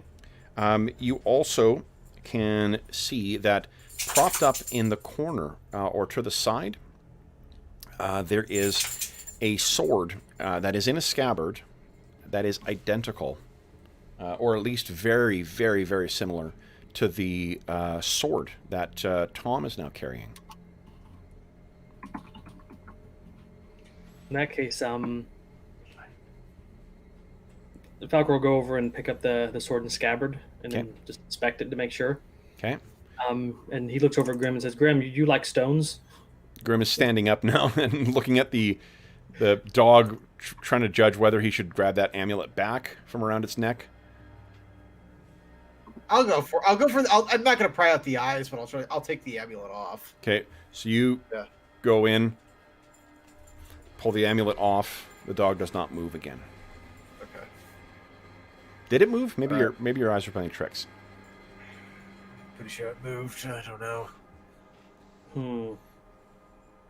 Okay. I pat the dog's head. Does it react?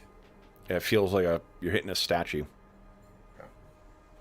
Why don't you try put the amulet on, Grim? See if that changes anything. All right. I put on the amulet. Okay. So you put on the amulet.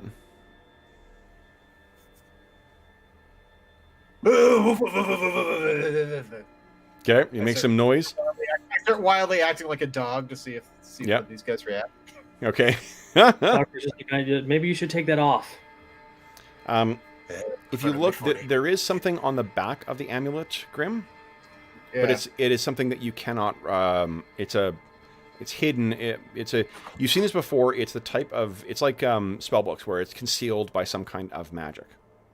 So you need to read magic to look at it, right? Perhaps, or some other kind of spell. Oh, I don't have anything that could be useful. All right. Well. Okay, so it looks like there's no exit to this room. There's maybe a window over here that looks out into the ice. It's packed with earth, completely black. Okay. Well, let's go back to the altar. All right. I guess we are thieves. Okay. Fine with me. Okay. So you guys make your way back to the altar, carefully stepping over that giant open area. Now, bear with me a second. Falcor's going to stay on this side of the hole with that sword that we just found to see if that wraith thing comes back. Okay. Give me a sec here, guys. Tom, we found another Netherese blade with a scabbard in the other room. All right. 2 special stones and an amulet and a dog statuette that kind of moved, but maybe we didn't. And the amulet stones match the one on the eyes on the dog statue. So and don't try to pry the eyes off the dog statue. Yeah. Just people like that. Okay, would you say that second blade is nearly identical, like the same make and shape and? Very, very similar. Yeah, very similar. You may think that it would be made from the same. Certainly the same species or same culture, I should say. Grim can confirm that it looks like a Netherese blade as well too. It is almost the same. If Tom tests both of them, being specialized in it, they seem almost identical in his hand. Okay. Well, hold on a second one. Okay. Mm-hmm. So, as you guys are getting close to that thing as well too, the hole, and you make your way over to the shrine again, if any of you think to cast an ear down the tunnel, you think you can hear just faintly some kind of like very quiet chattering.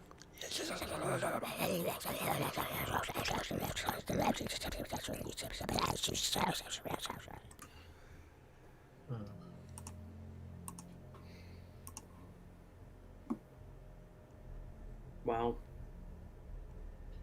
You guys want to keep going down, or should we get out of here? We've I come know, this far, I think. Yeah, we found some good toys here. So was that a yes or a no? Oh, I'm fine. Look, you're the one who's took a fireball. Well, in my experience of fireballs, that one was a little weak. Fair I've enough. been hit with 2 before. What are you guys thinking? You guys can go look at the shrine. I'll keep an eye down the hole. All right. Okay. So I want to see. I want to see if I can reach the somehow, perhaps with Tom's aid, see if I could reach the altar, especially where like the symbols are, to Sure.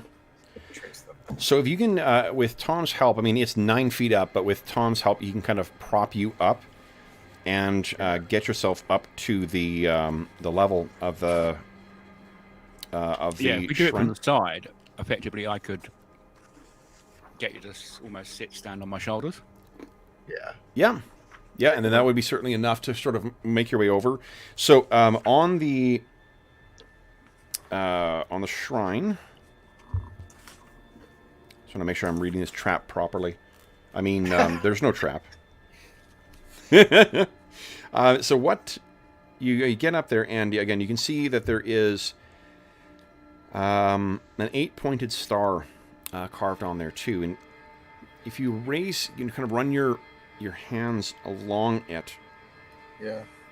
You can see that there is a and Tom, you can probably see this more easily than what Grim can, but when Grim is moving his hands up, you can see the bottom side of the shrine seems to have a soft bluish white glow to it that lasts for a moment and then disappears.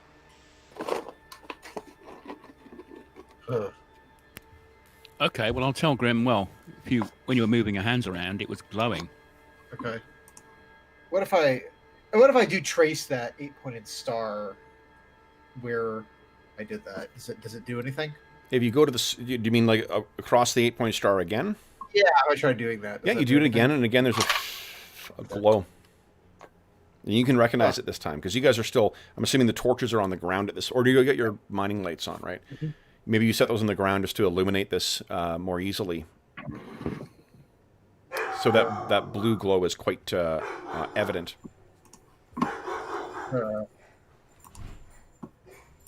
Well, maybe that did something useful. I'm not seeing anything else. Just the star. That's it. The blue stuff. When you move whatever across it, no, it does it. As many times as you repeat it, it does the exact same thing. There's a blue glow on the surface of, it's the surface that's facing down, but it's the surface Sure. of the altar. What if I like just, I don't know, do just an arm wipe over Eddie? Does that do anything different? No. Okay. All right. Well, if you want to get me down, I think I'm done here. I can't think of anything else we can do here.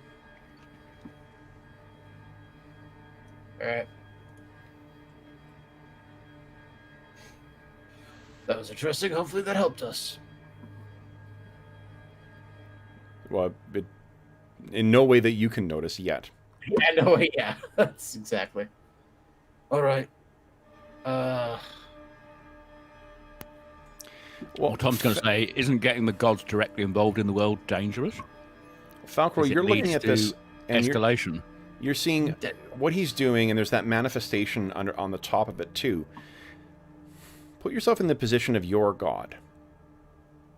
You know, your god obviously has a different portfolio, but if you offer benediction to your god and they manifest in some way, typically it's not going to be in just a show of, it's not a parlor trick. Mm-hmm. Yeah. So I think you might suspect that there may be more to this altar. This does seem to be a tower of what? Magic seems like it. So. And built by a civilization of what? Magic users. Yeah. And this is an altar to what god? Previous incarnation of Mistra. So if the altar is responding, whatever incarnation is answering, or something's answering in its place.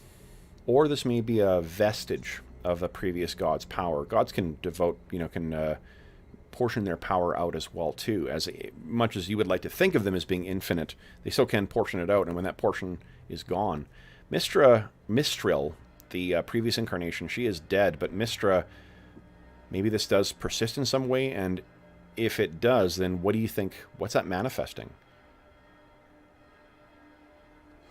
What would the goddess of magic manifest in answer to prayers offered at her shrine? I can only think of more magic. Yeah. Hey, Tom, do you think that the shrine might respond to the blade? Oh, you're muted, Mo. Everyone have a drink? Sorry, I'm eating. Tom will pass the sword up and see. Try touching the blade to the symbol. You touch the blade to the symbol, nothing happens. What about my amulet? You touch your amulet to the symbol, and nothing happens. Though that wasn't where the glow was from, though, was it? It was from the surface of the altar. Oh, we make an offering. Let's put if I try to put the amulet like that on the surface of the altar. Okay. So you put that on the surface of the altar. You guys are gonna have to do a little bit of finagling to have it on the surface of the altar. It's not doing anything, but it only glowed when you made that trace that symbol, right? So trace the symbol and make the offering, I guess. Okay. So there's a bit of an awkward posing. What is it that you're pushing against the? The amulet that I got in the other room. Okay. Okay. So you somewhat awkwardly hold up that amulet there. You twist your arm around, and you trace what, as best you could remember, across there. There is a glow across the surface of your hand and where this is placed. And Grim, you now know the command word to speak for this amulet to function. Oh, cool. What is? All right. So I speak the command word. So you know you need to have it worn around your waist or your neck. Yeah. So you place this around your neck. You speak the word, and you guys can hear the sound of something stony moving, and this stone wolf comes walking out from that room where you left it. It leaps up and clears that 4-foot gap that was between the floor and the height of the door.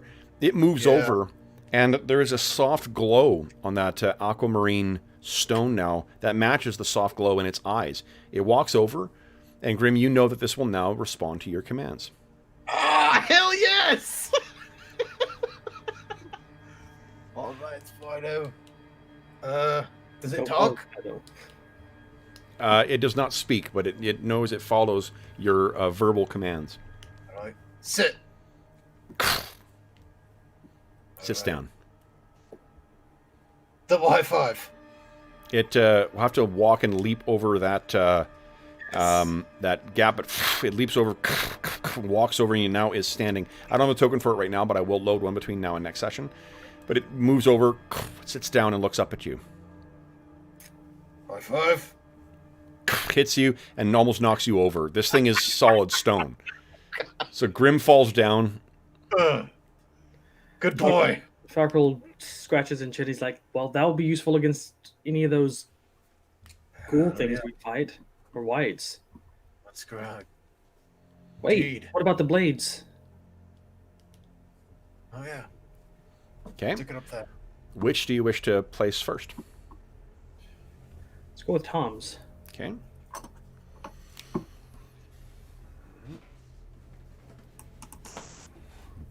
So Tom's, you place yours up there, and once again you trace the symbol, and there's a glow.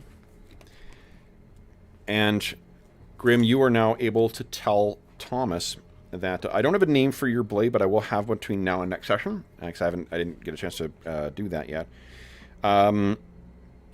Your blade, Tom, is a spell blade.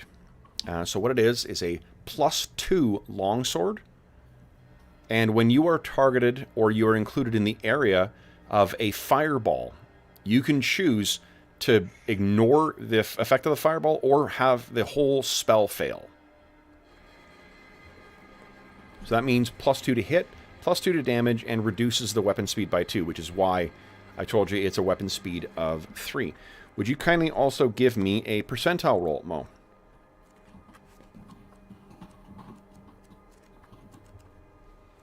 It's been a while since we've done this. 37. Okay, 37. That's a very handy longsword.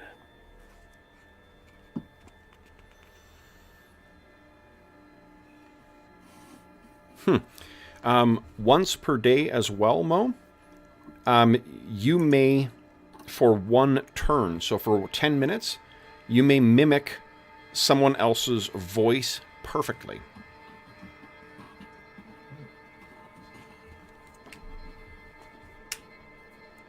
Ready.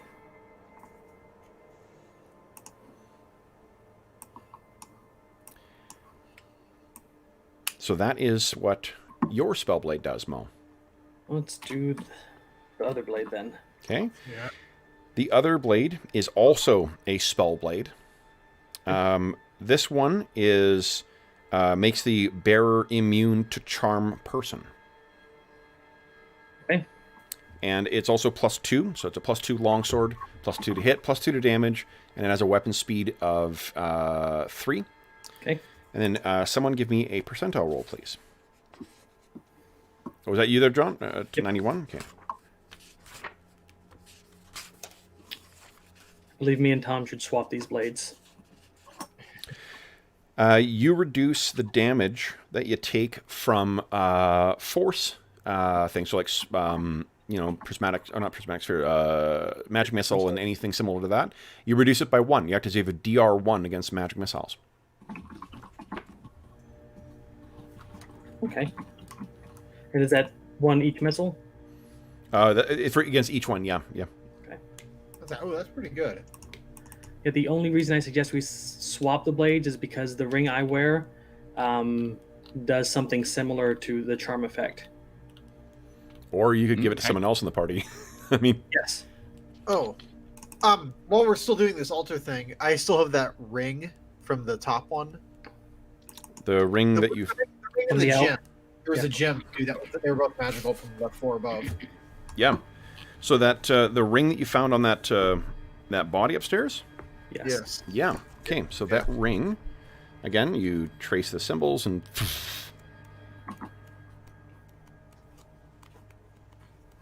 This is. And I'll start recording XP for this as well. Ice King says blasphemous, nothing resist magic missile. Except for the shield spell.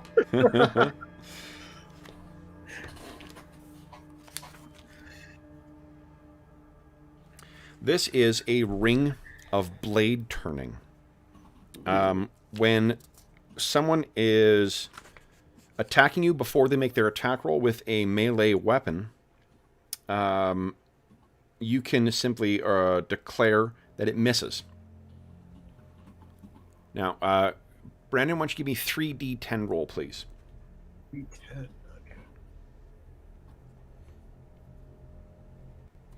Nice. This has 25 charges left. Each use of it reduces the charge by 1.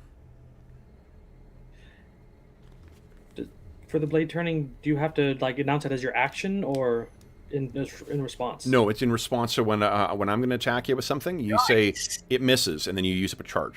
It only works for weapons, though, for melee weapons. Does not work for range, does not work for natural attacks, does nothing with spells.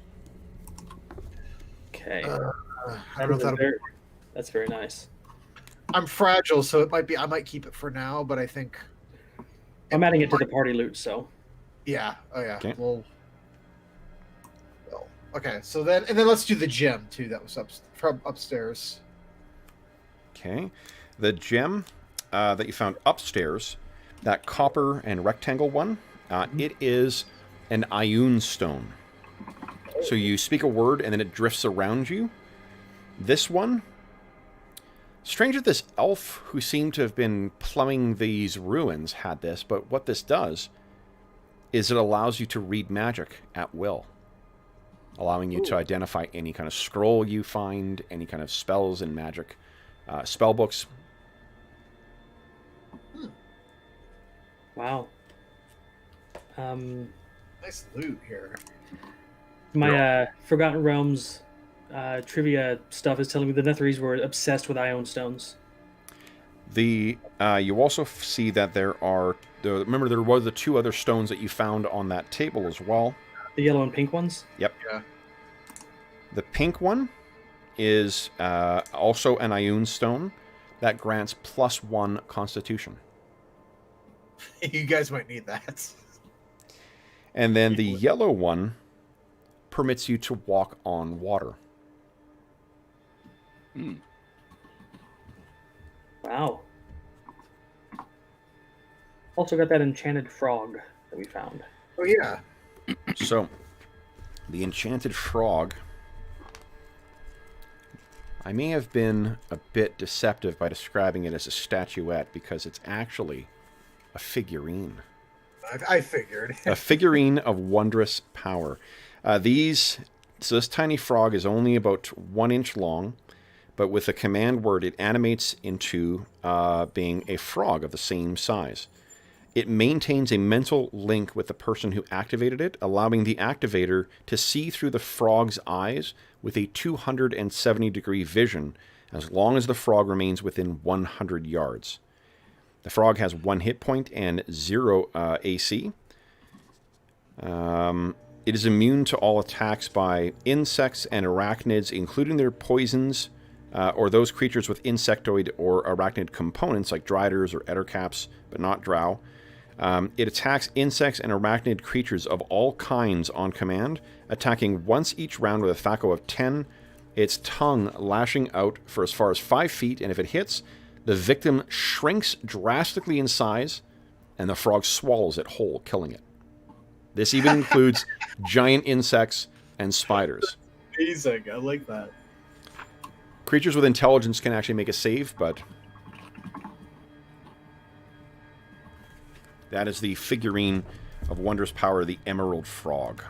Is it like dead Thrycreen? We could go give it some... go take it upstairs and feed it. Well, against living things. Oh, okay. Yeah. That's freaking cool. That is cool. Okay. I think that's all the items. I think that's yeah, that is it. That is everything that you have found. There is something cackling down below.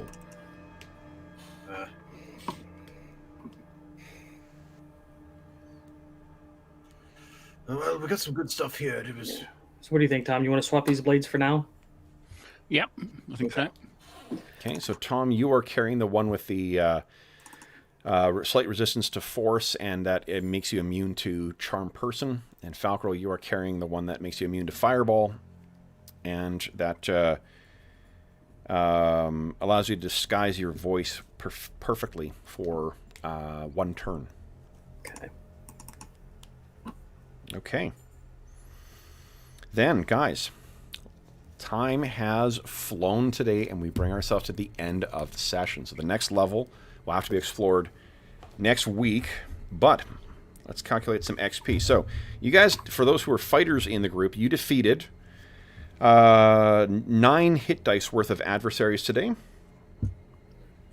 So make your adjustments, and let me add up the XP from... oops.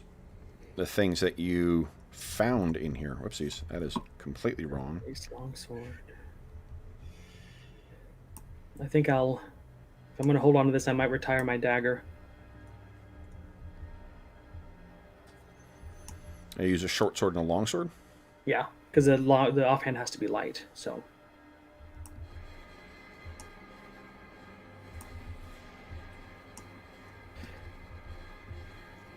Alright, guys. So, with that fat bit of loot, before any prime requisite bonuses that may apply, you guys are each earning 2,933 XP. 2,933. Lex is going to kick himself for not being here. So, guys, did anyone ding? I did the last 2 sessions. I'm good. No, I've got to get 64. Oh my god. I think I've got. I think I'm probably over 55, 56 now. I haven't done the sums. Okay. Brandon, did you say did Grim ding? I don't think so. I think Oh I my need, god. I think I need a lot. Magic users are brutal. I know. All right. All Could have right. cast some magic missile. You would have got more experience. I know. I would have. I thought about that. Awesome. I don't get the bonuses for just activating magical items though, right? Ice King just says much sadness. Sorry, Ice King. Oh, nice. And Pete's here too. Hey, Pete, what's going on? I was watching your Dragonlance game. Pete's been, my buddy over on Garblag Games, he's been running Dragonlance with 2nd edition D&D on his. Oh, interesting. Cool. Yeah. To watch Mm-hmm. some of those. No, it's I've good. always- These super cool maps from, I think it's called Incarnate, this 3D mapping software too. So he's got some really cool looking maps as well too. I mean, he's a terrific DM as well, but Nice. the maps also make for some real pretty accessories. And that is over at Garblag Games if you're interested in checking that out. Then, guys, so that is a pretty eventful session, guys. Jeez. For those listening at home, as is always the case, if you have any comments, questions, or concerns regarding the campaign, the game we're playing, or the session, please do not hesitate to leave a comment in the comment section of the video, and I will endeavor to reply in a timely fashion. I plan to spend some time this afternoon getting caught up in all of my comments. I wasn't feeling well yesterday, but I am feeling hale and hearty and ready to respond today. In addition, you can reach me on Dungeon Musings, you can reach me on Twitter at Dungeon Musings. You can reach me by email. My email address is dungeonmusings@gmail.com. You can also find a link in the description of this video to the Dungeon Musings Discord server, and you are more than welcome to join us over there. We have channels dedicated to this campaign, this game, every other campaign we run on the channel, every other game we run on the channel, as well as a ton of other great things like finding groups, like staying on top of conventions, getting set up for playing by virtual tabletops or using streaming software or stuff like that, as well as a bunch of other great stuff. So tons of great ways to interact with the very, very cool folks who make up the Dungeon Musings community. In addition, if you are new to the channel and you don't want to miss any future sessions, be sure to click on the subscribe button and click on the bell icon to be notified when we go live. You can also find the schedule for the coming week on the community tab of the Dungeon Musings YouTube channel. I'll be posting that later tonight or probably this afternoon. You can also find that information on Twitter and on the Dungeon Musings Discord server. Last thing I want to say is a big thank you to the players. So, guys, Mo, John, and Brandon. Brandon, welcome back as well, too. We're very thrilled to have you back.